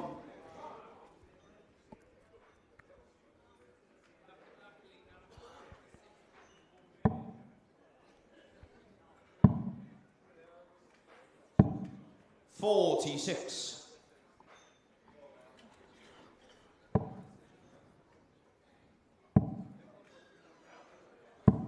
$96. Jim, you require 157. Could be the biggest finish of the tournament. Wrong side of the wire. 85. Mark, you require 101.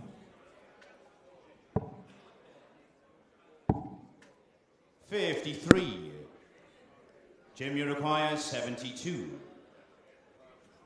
For 5 straight legs at the start of this match. Now, don't bust it again, Jim. He doesn't. 52. But doesn't win the leg either. Mark, you require 48. That should be a great guide. 16. Those darts felt rushed. Jim, you require 20.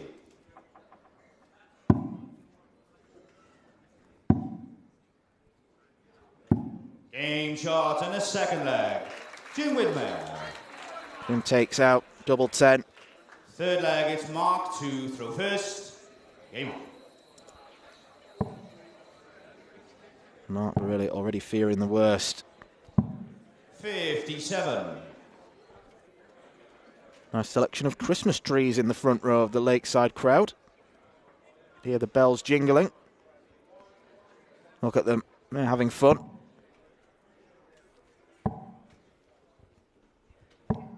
$100.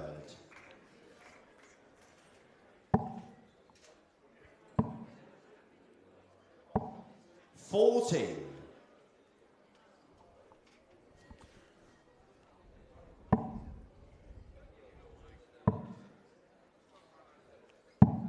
$97.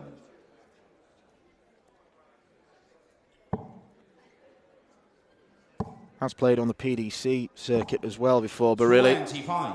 Won a tour card back in 2014, but he took quite a break away from darts. The years before the COVID pandemic, he came back and qualified, as mentioned, for 60. Lakeside last year.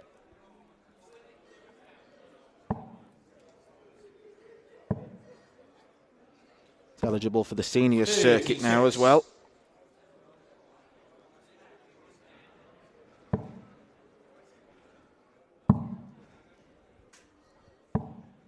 $83.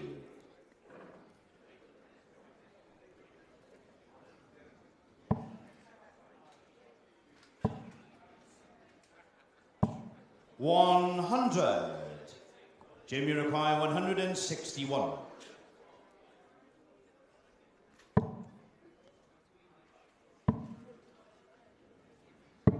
$65.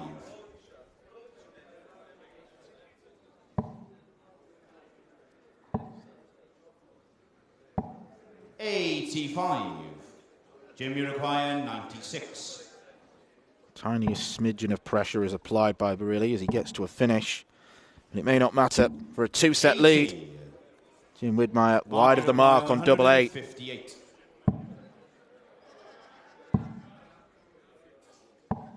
58. Jim, you require 16. Well, I don't know what Mark Burrill was doing there.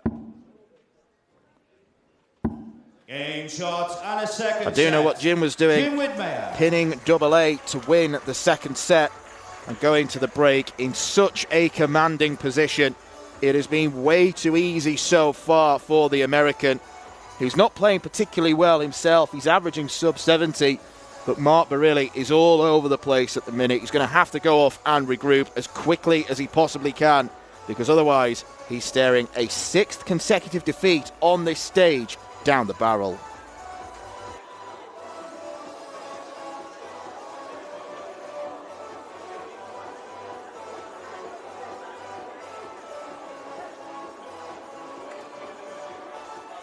This program is brought to you by Benji Marine Engine Repair and Trading, specialized in Wärtsilä engines with a 24-hour-a-day, high-quality, worldwide service.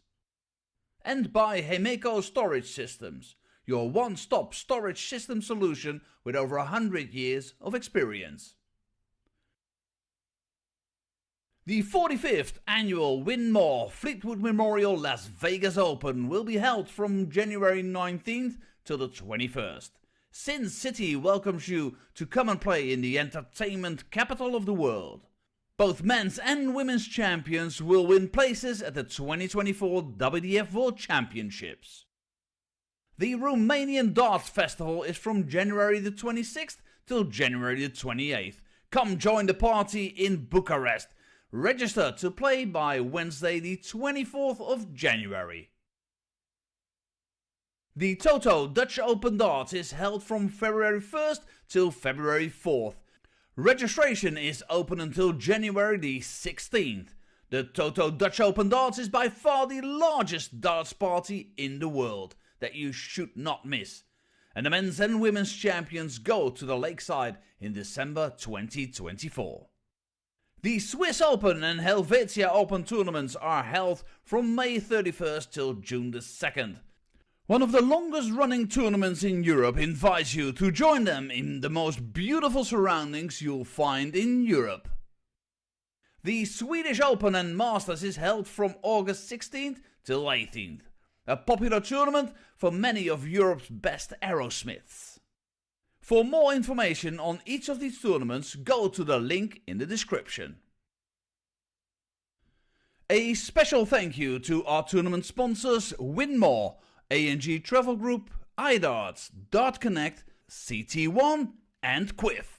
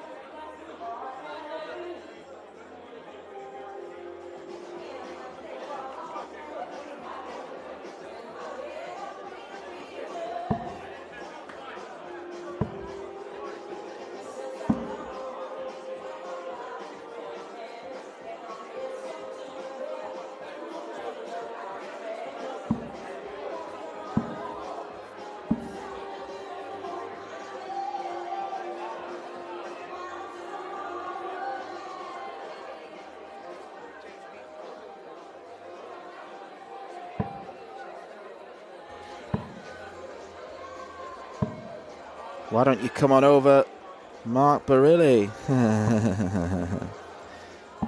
Needs to come to the party at some point. Has not turned up yet, the Scotsman. Jim Whitmire hasn't too much, averaging just 68, but he's turned up a bit more. I think that's the way I'll put it. All too erratic from the man dressed in black. Third set, first leg. It's Jim to throw first. Game on. Shaking hands almost like it's the start of the match. I bet they wish it were. Wish it was. Maybe not so much Jim. But Mark would love to go back in time 20 minutes 41. and just reset himself.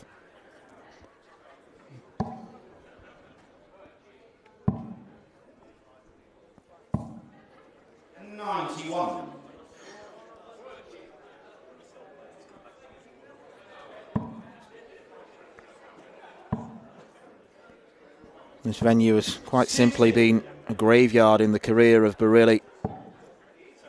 So uncharacteristic as well, because some of the performances we've seen from him lately have been very good, reaching finals, as we mentioned, the Malta Masters only last month. We got to the quarterfinals of the British Classic.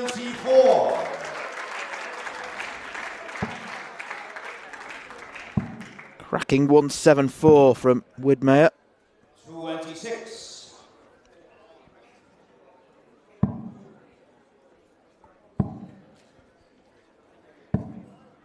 $45.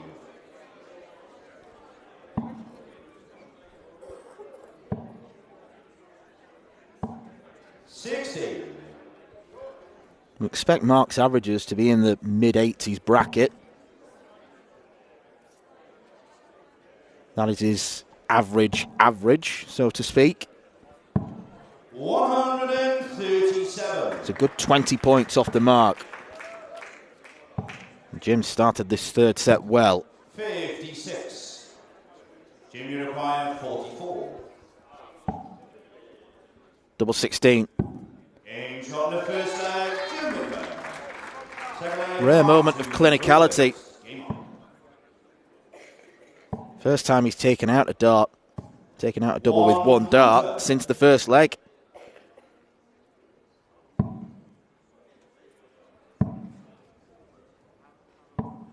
$58.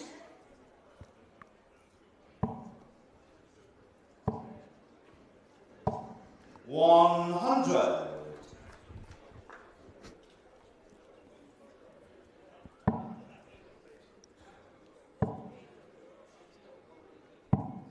$58.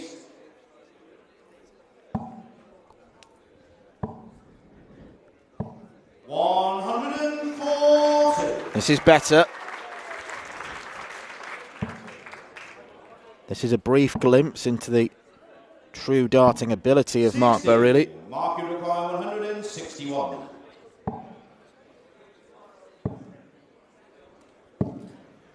58. Does make some strange decisions.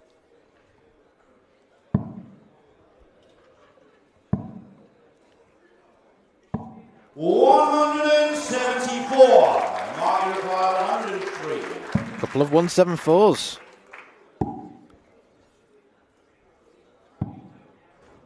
63. Jim, you require 151.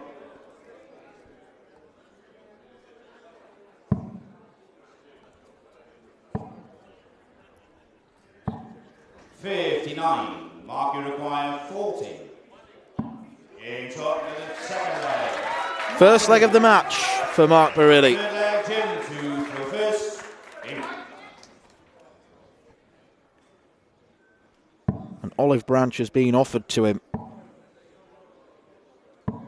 99. Jim Whitmire following in the footsteps of compatriot Paula Murphy in starting a leg on the treble 19. Very quickly decided it wasn't for him. Switched back up.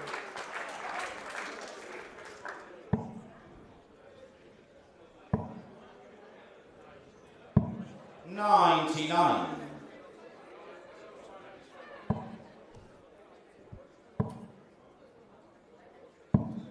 82.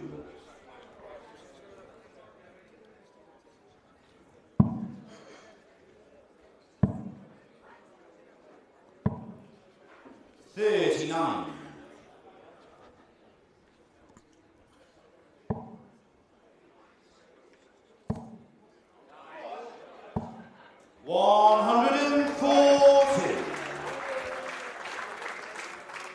Scoring power has definitely increased since the break.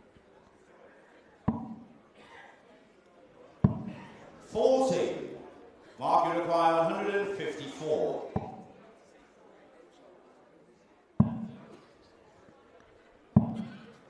$26. It's as if he doesn't know whether to throw quickly or more deliberately. 134. Mark, you require 128. Treble 20. Would have left the bullseye. 63. Jim, you require 90. Once again, opts to go for the bull route first. Will get a dart on the button, but doesn't find it. Requires 65. Tops. 45. Jim, you require 25.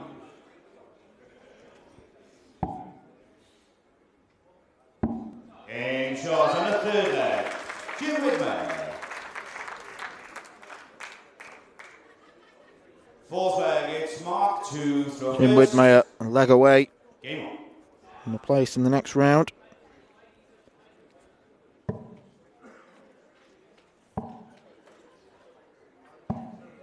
$26.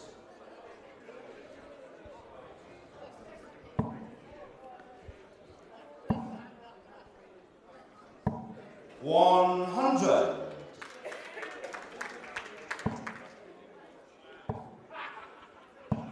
100.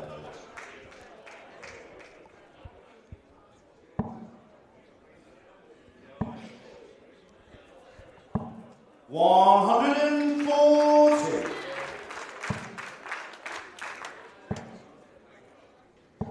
83.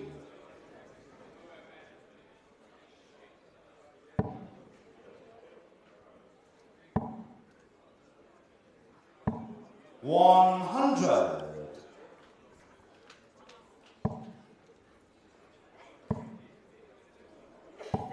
140. Burrill denied a max, but he gets down to a slightly more preferable finish. Jim Whitmire was looking to shut the door on that chance, but he can't. Mark, you require 152. Because Mark has done it himself. 35. Jim, you require 64. They're only going to get one dart. It will be at double 16. 48. Mark, you require 117. Match dart has come and gone.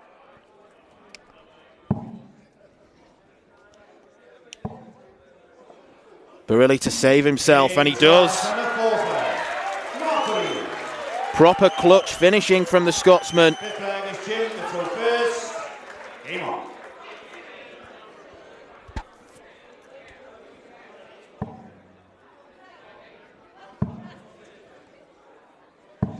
$96.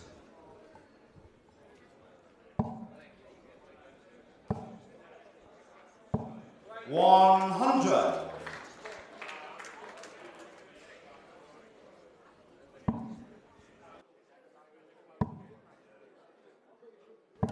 140.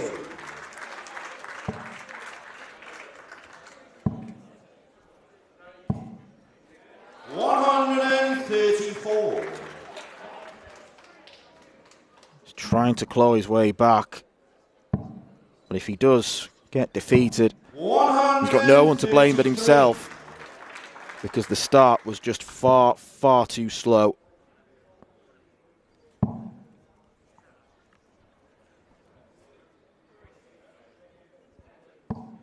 $57. Jim, you require 132. Doesn't have to go the flashy route, but chooses to. Oh, that's a shame. Would have been a sensational way to enter round 3.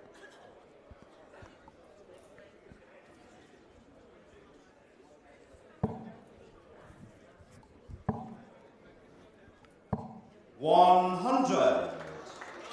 Junior requires 74. Double 16. 58. That's 2 more match darts. You require 110.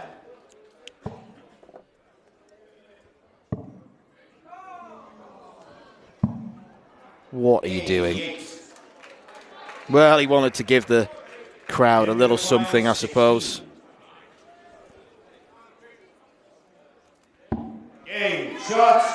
Jim Whitmire continues the lakeside woes for Mark Burrill. It was a poor performance from the Scot. Whitmire will feel like he has to do an awful lot better. Not the greatest of games, but he does go through to round 3, where he's going to face the winner of either Barry Copeland or Johnny Tartar. Scotland are hoping for better in our last game of the afternoon session. That's coming up in a few moments' time as Gary Stone takes to the stage against Sweden's Ricky Nowman.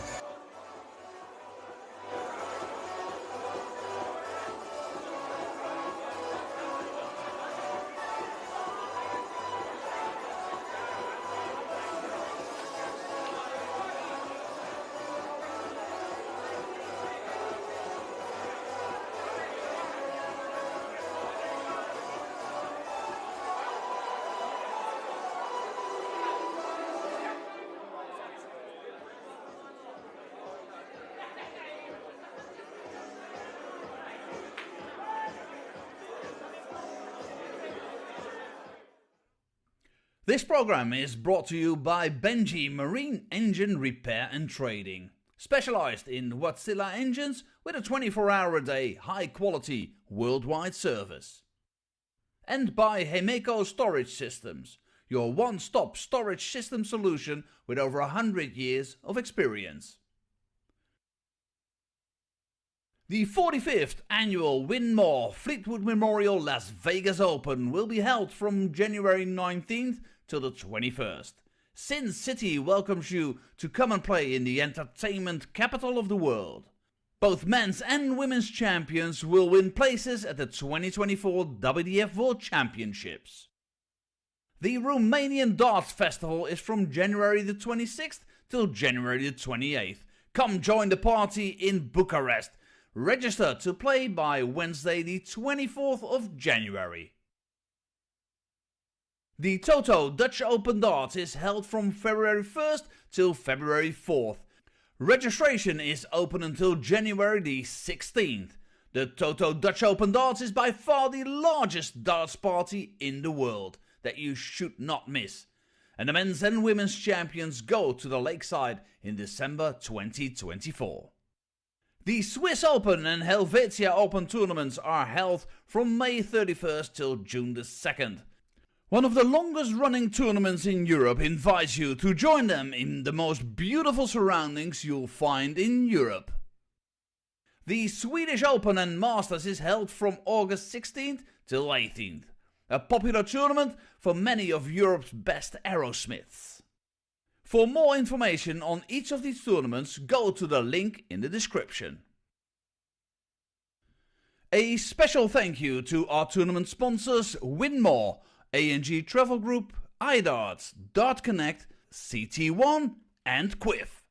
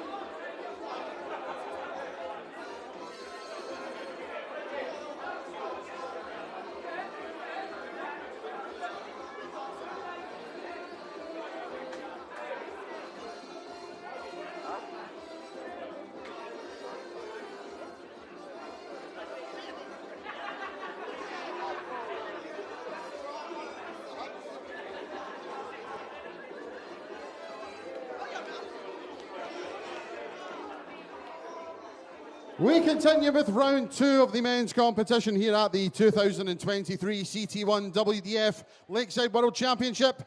And we welcome back to the stage a man enjoying his Lakeside World Championship debut, the former Finnish Open champion, the reigning Nordic Cup singles champion from Sweden, Catman, Ricky Nowman.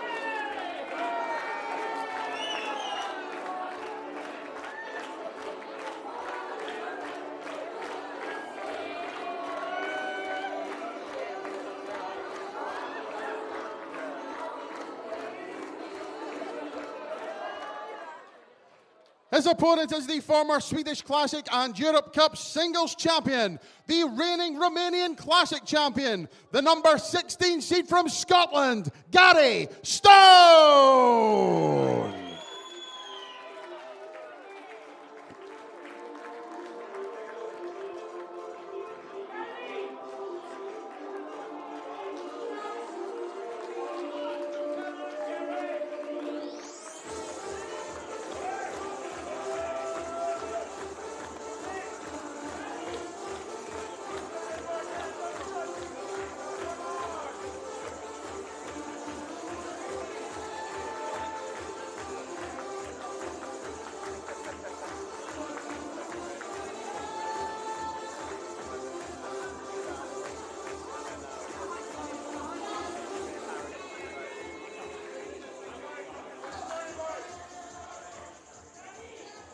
It looks like someone's got a souvenir on the rather glitzy walk-on from Ricky Nowman, if we can describe a cat headband as glitzy. I think we can, to be perfectly honest. At the start of the day, we were mentioning that the seeds have come to play, but it's been a bit of a graveyard so far. Not only have all 3 seeded players we've seen lost, they've not even picked up a set. Losses for Peter Machin of Australia, Anke Zilstra of the Netherlands, although there are extenuating circumstances with her following a car accident a few weeks ago, which has left her not as mobile as she'd like. And then Mark Burrill just did not turn up against Jim Whitmire. The expectation around Gary Stone is slightly different, though. Romanian Classic champion this year. Thank you, ladies That and gentlemen. tournament came in January. First leg, it's Ricky to throw first. And he was able to beat Mark Graham in the final. The same weekend, he got to the final of the Romanian Open, losing to Laszlo Kadar, who we've seen already this weekend. He has recorded multiple ton-plus averages this year. Vaulted into the seeding positions because of a few withdrawals.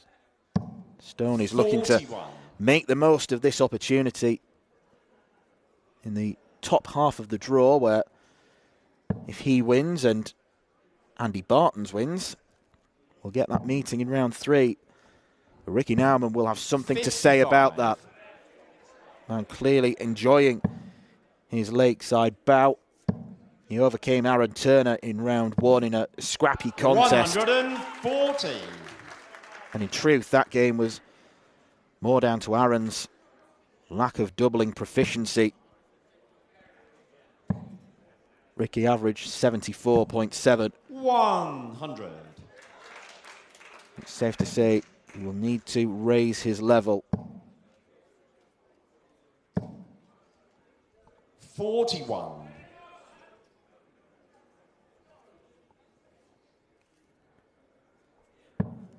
Making his 4th appearance in a World Championship, Stone.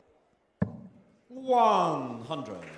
Lost to Martin Adams in round 2 back in 2012. That was his debut, and that was his best attempt. He's since had a couple of first-round defeats. 135. Steve Douglas in 2013, and then in 2020, when the tournament was held at the Indigo, lost to the beaten finalist that year, Jim Williams.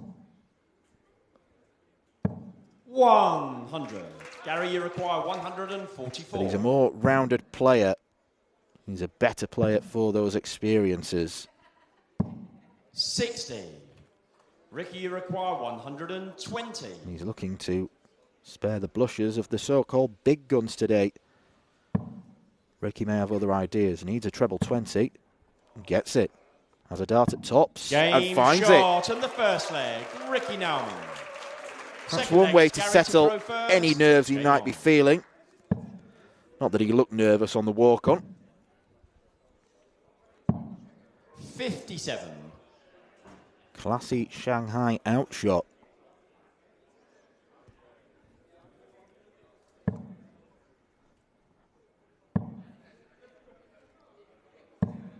$60.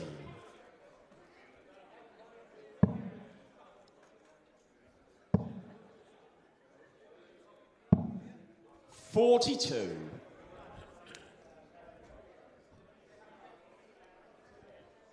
No previous meetings between the pair. Ricky normally saves his darting action 60. for tournaments in Scandinavia.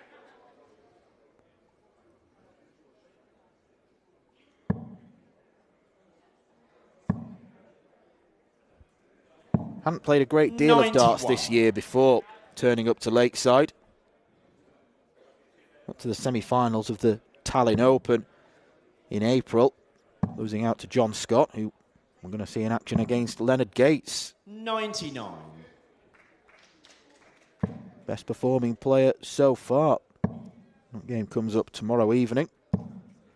140.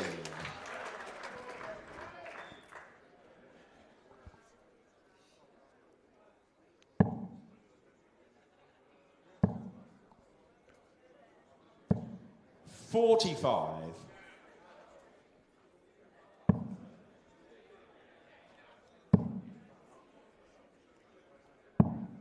57.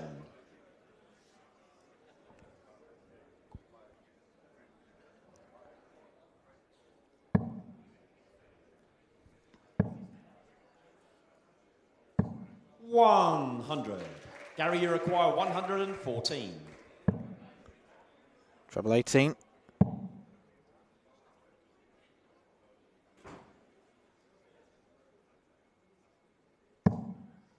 $58. Ricky, you require 137. Didn't like it. He'll despise this if Ricky Nowman can take 137. And he's got a chance. Double 10. It is a Game sensational shot and start from the second Swede. leg, Ricky Nowman. 120 and Third leg, it's 137. Ricky to throw first. Game on.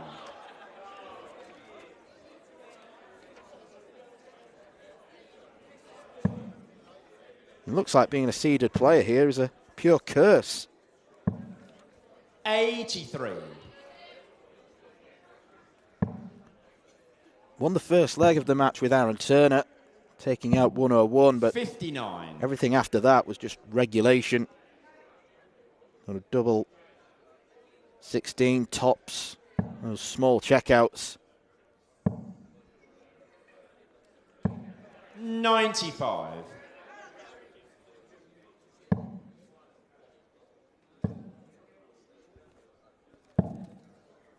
87.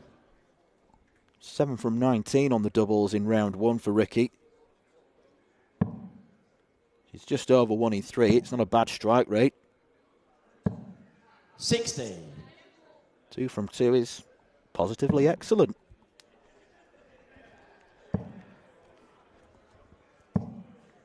$140.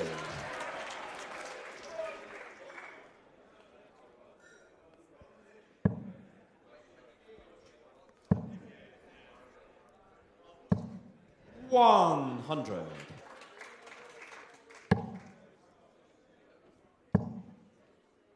Well, no matter how well any dart player plays, 140. none of them can take out 163 in 3 darts.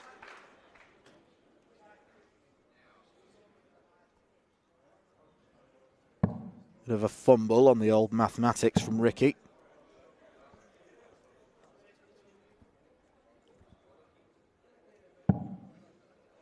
77. Gary, you require 75.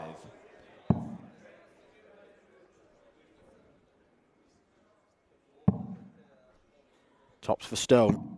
35. Ricky, His you require first 86. dart at a double. And he misses it.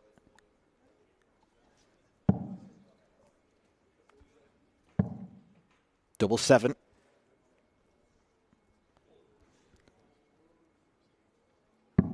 Gary Stone nodded his head. He felt it was going, and he was proven right. Second set, first leg. It's Gary to throw first. Game on. Stunning darts from Ricky Nowman. 140.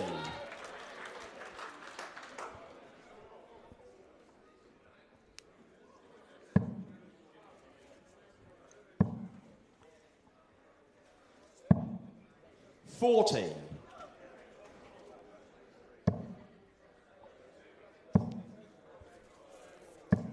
$180.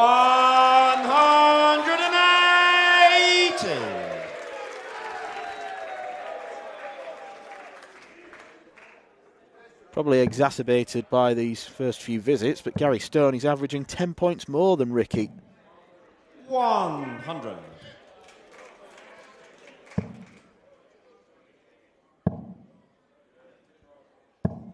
$96.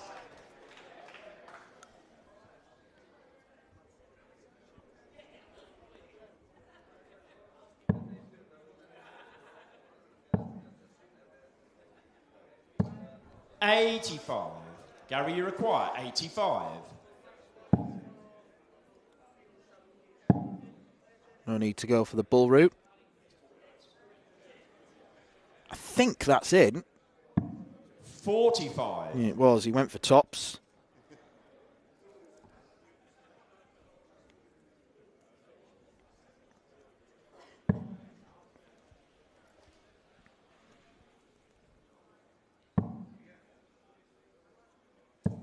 $100. Gary, you require 40. And he's going to get more chances.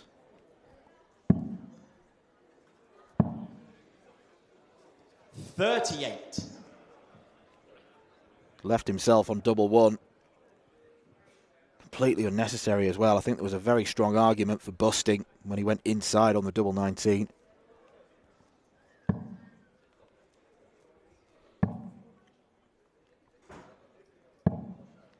$97. Gary, you require Ricky is 2. there, lurking in the background, but madhouse for Gary. Game Gets him his shot first of the leg. First leg. Gary Stone. Second leg, it's Ricky to throw first. Game on.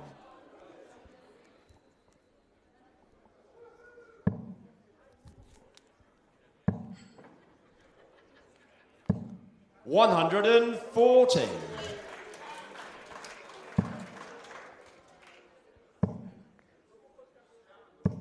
$140. Both players doing their best to make this a scoring darty party.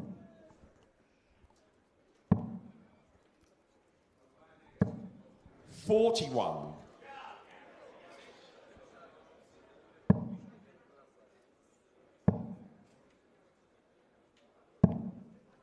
$42.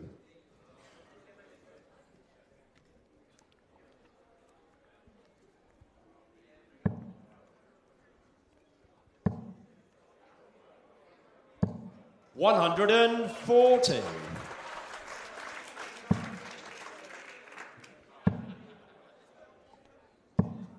$60.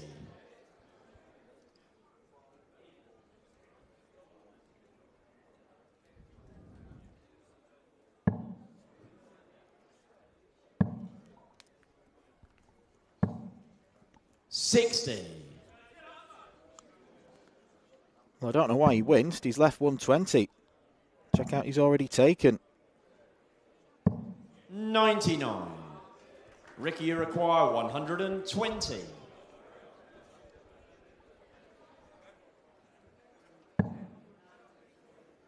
Definitely won't go now. 24.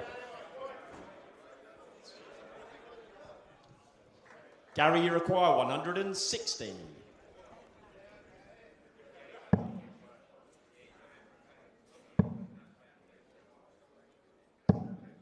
$81.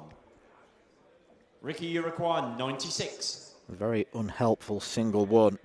Leaves him on an awkward 79 if he's allowed back.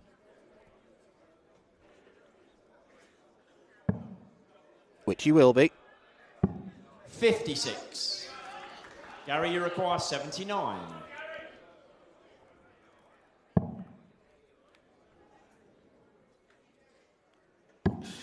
It's a double 11. Short and the second leg. And gets Gary double Stone. 11. Third leg, it's Gary to throw first. Game on. Well, on the checkout bingo, we've had 120, 137, 86, 79, and 2. 96. A very unusual mix.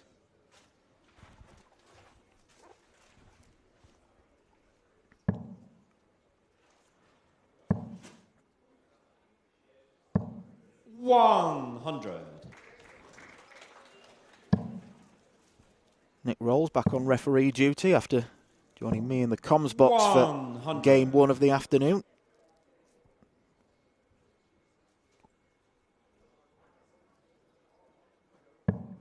Jack of all trades. 22.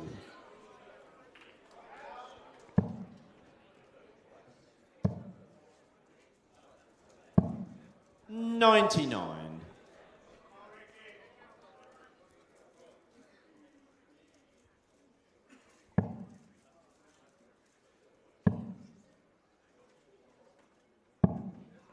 $32.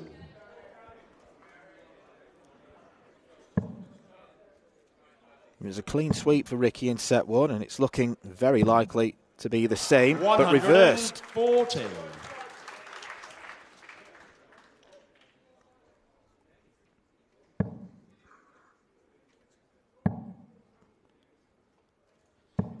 $95. Gary, you require 66. To go into the break with a level scoreline.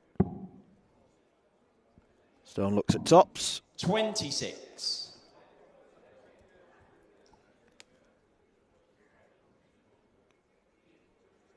Ricky Nowman was so good on the doubles in set 1. He's not even had a dart at double in this set. 60. Gary, you require 40.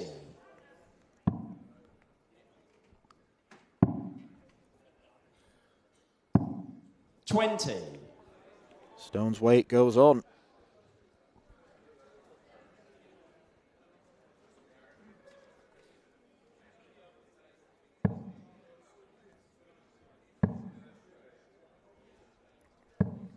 $100.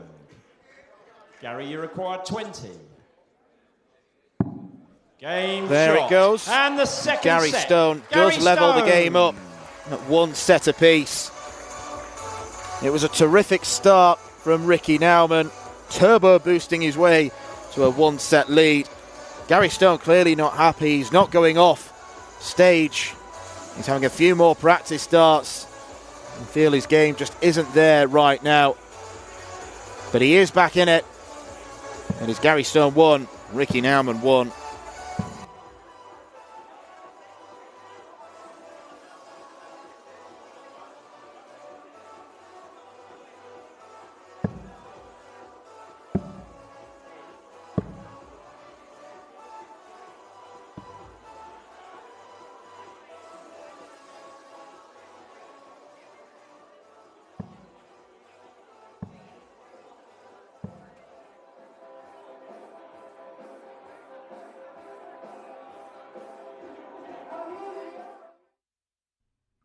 This program is brought to you by Benji Marine Engine Repair and Trading, specialized in Wärtsilä engines with a 24-hour-a-day, high-quality, worldwide service. And by Hemeco Storage Systems, your one-stop storage system solution with over 100 years of experience. The 45th annual Winmau Fleetwood Memorial Las Vegas Open will be held from January 19th till the 21st. Sin City welcomes you to come and play in the entertainment capital of the world. Both men's and women's champions will win places at the 2024 WDF World Championships. The Romanian Darts Festival is from January the 26th till January the 28th. Come join the party in Bucharest. Register to play by Wednesday the 24th of January. The Toto Dutch Open Darts is held from February 1st till February 4th. Registration is open until January the 16th. The Toto Dutch Open Darts is by far the largest darts party in the world that you should not miss. And the men's and women's champions go to the Lakeside in December 2024. The Swiss Open and Helvetia Open tournaments are held from May 31st till June the 2nd. One of the longest running tournaments in Europe invites you to join them in the most beautiful surroundings you'll find in Europe. The Swedish Open and Masters is held from August 16th till 18th. A popular tournament for many of Europe's best aerosmiths. For more information on each of these tournaments, go to the link in the description. A special thank you to our tournament sponsors Winmau, A&G Travel Group, iDarts, Dart Connect, CT1 and Quiff.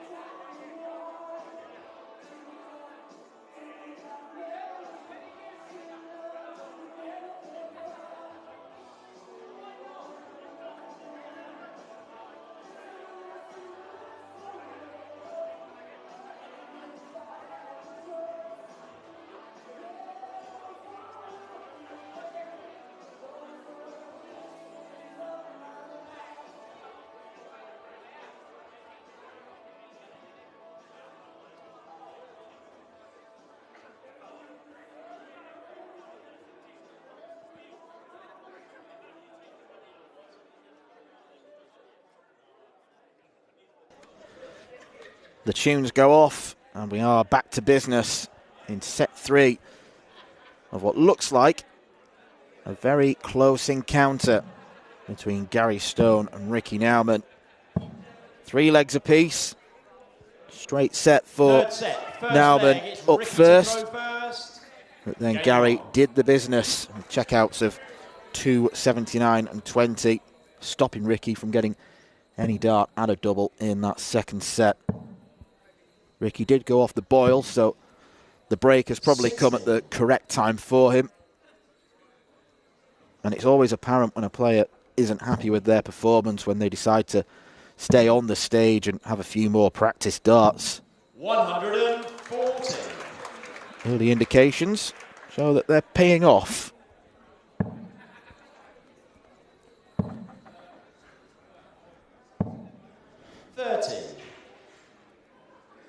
Currently averaging around the 86 mark, Gary. He's got more gears to give. 41.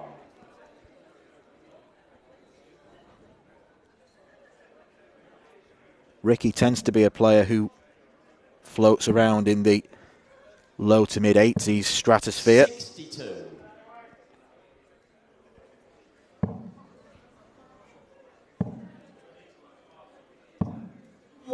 I think this game hinges on what Gary Stone does. We know what Ricky's going to do in terms of performance levels.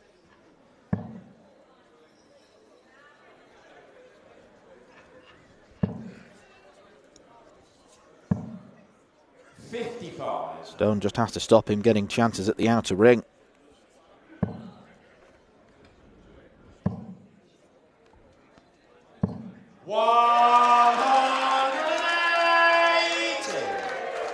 He's got more of those in his locker.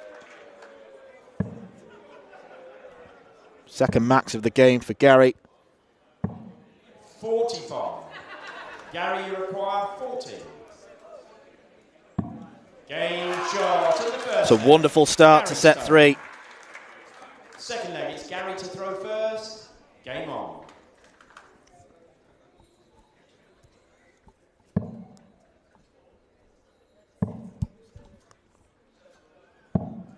$137. And as far as Ricky's concerned, it'll feel less like a stone and more like a boulder that's chasing him downhill. 36. He's starting to spray the darts.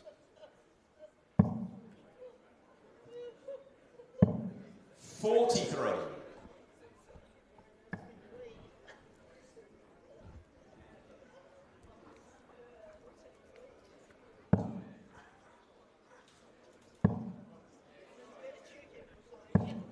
$85.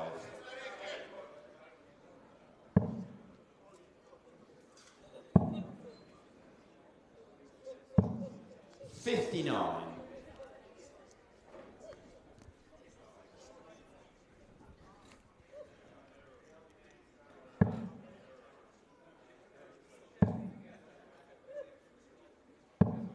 85.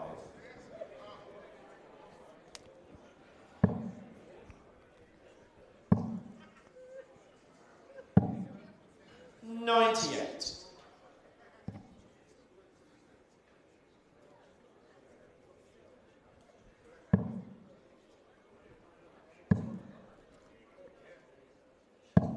139. Gary, you require 164. Probably better to leave 156 than 155.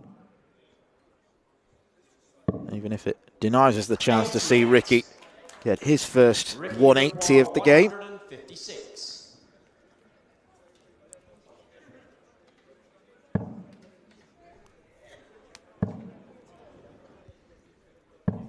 $100. Gary, you require 76.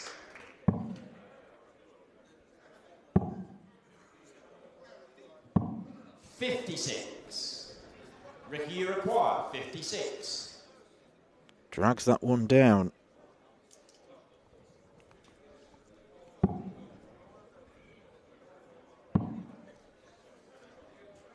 That's his first miss at a double in the match. 36. And it's swiftly followed by his second. 20. Ricky can't get back on board just yet.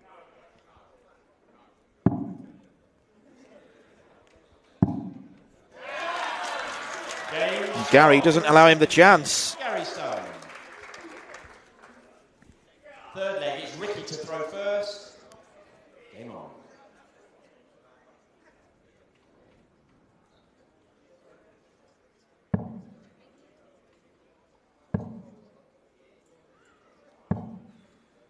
$85.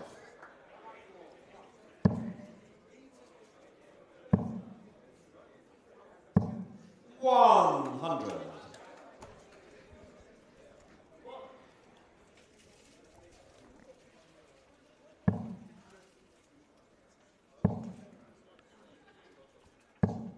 100.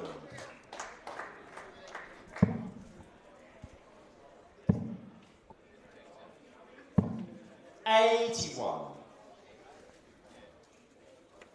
Well, given there was so much room in the treble 20 after the first start, coming away with 81 Frustrating Stone. 45.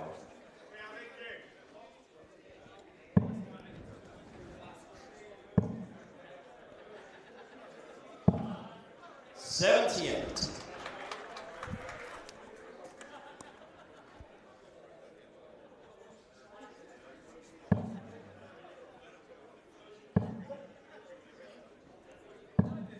100.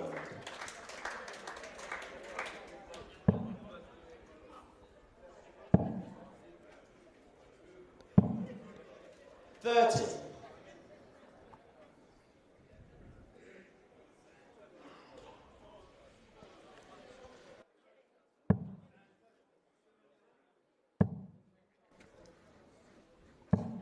100.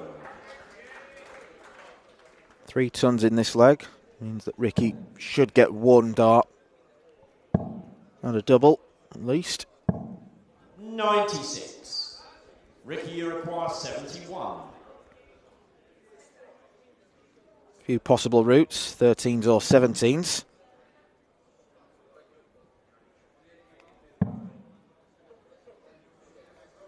Tops. 51. And he can't end the losing streak. 116.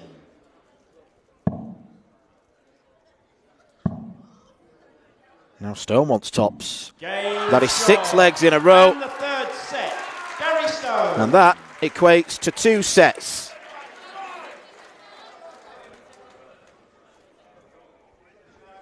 Gary Stone is beginning to prove why he was a dark horse for some pundits coming into this tournament.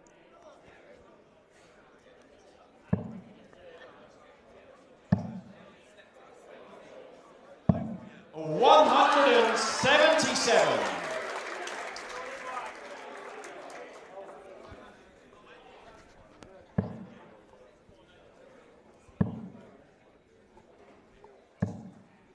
$60.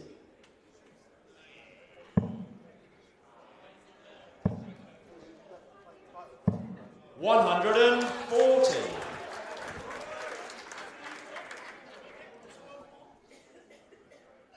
Switch has been flicked. Gary Stone is powering now. 100.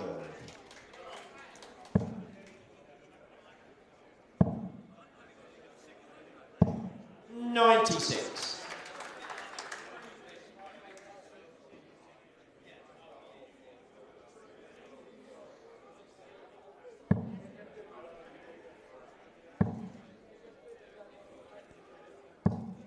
85. Gary, you require 88. Double 10. Game Gary Stone start. takes out 88. Gary Stone. Second leg is Ricky to throw first. Game on. And Ricky might be in the hopes and prayers stage of a darting duel now. 60.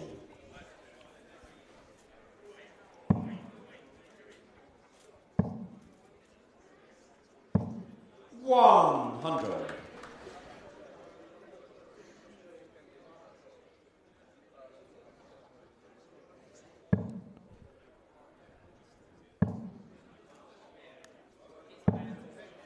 66.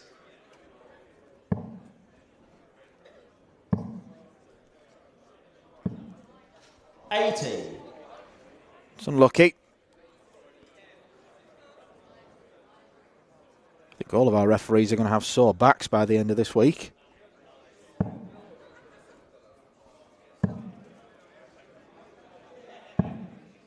$27. Proving itself to be a physical as well as mental job. 100.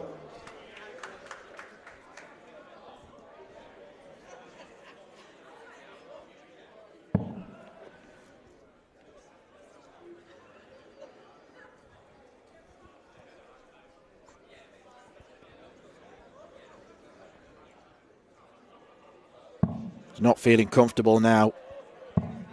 43.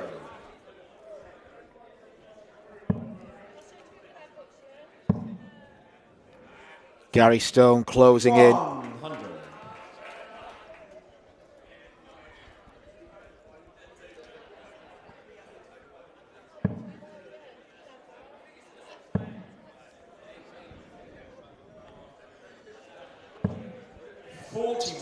Gary, you require 121.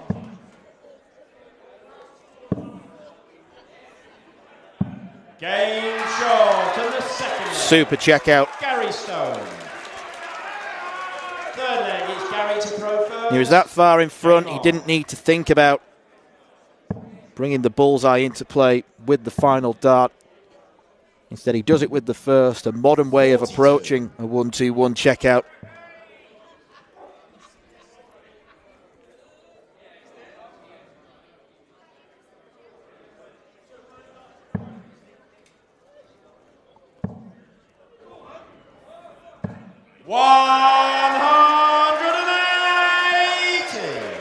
Late flourish, perhaps. 140. Harry Stone just turning his head slightly back at the crowd then, as if to say, it's me that's the main man you should be cheering for. 45. There are some Scottish fans in attendance, so a Scotland flag accompany the walk-ons of both Stone and Mark Burrill.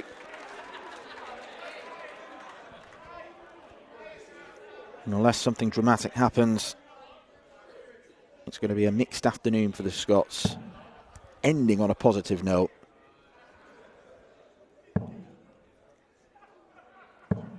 $45. Literal head in hands moment for Nowman. 96.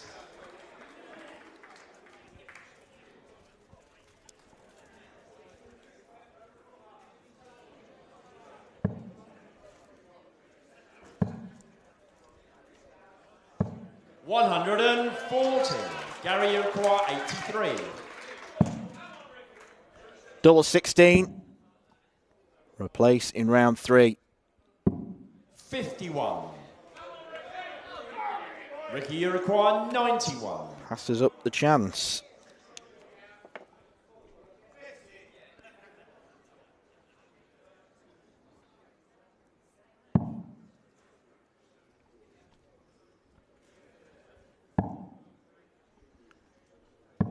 Not going to get a dart. Gary, you require 32.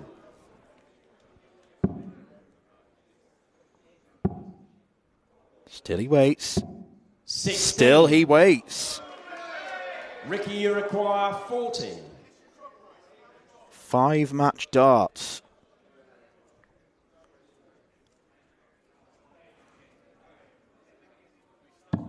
Game shot and the third. And the waiting does go on. Nowman.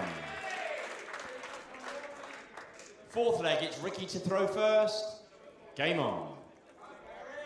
Been a long old while since we've seen Ricky win a leg. 8 on the spin for Stone before Tops was pinned with expert precision. 60.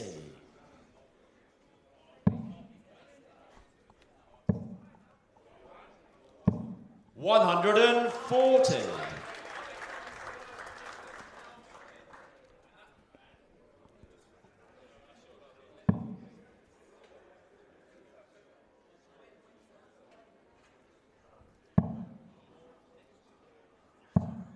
$58.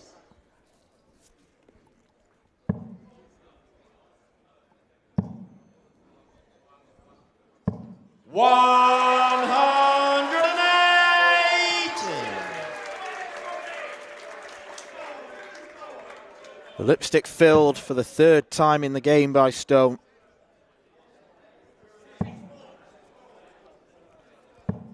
$85. Potential 10 darter here. Not now. 57.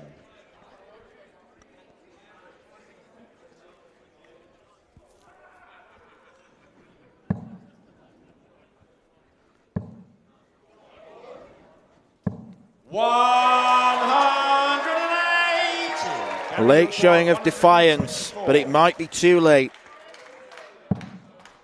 Treble 18 leaves the bullseye, and Gary Stone proves that the seeds are all right. Gary Stone! He rolls into round 3, and finally the big guns have something to celebrate. A typically dangerous performance from Stone. Excellent combination of big scoring and high clasp finishing. Ricky Nowman has entertained us. He certainly entertained the crowd in set 1 with those 3 remarkable checkouts in 3 darts. But in the end, he came up short against Stone, who's got the challenge of either Andy Bartons or Sebastian Białecki in round 3. That's it for this afternoon at Lakeside. But in the evening, we have got a blockbuster session, including the aforementioned Bartons and Bo Greaves, the women's number 1 in action against Lorraine Hyde. James Hurrell and Dennis Nilsson end the evening in another clash of England v Sweden.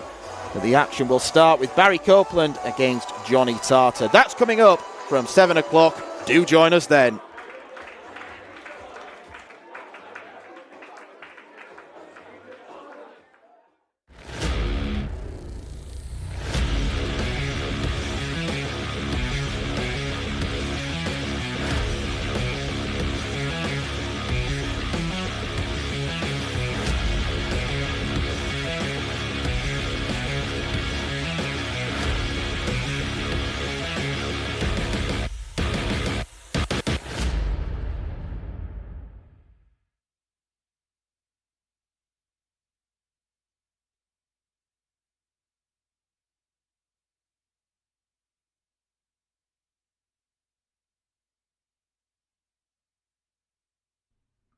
This program is brought to you by Benji Marine Engine Repair and Trading, specialized in Wärtsilä engines with a 24-hour-a-day, high-quality, worldwide service.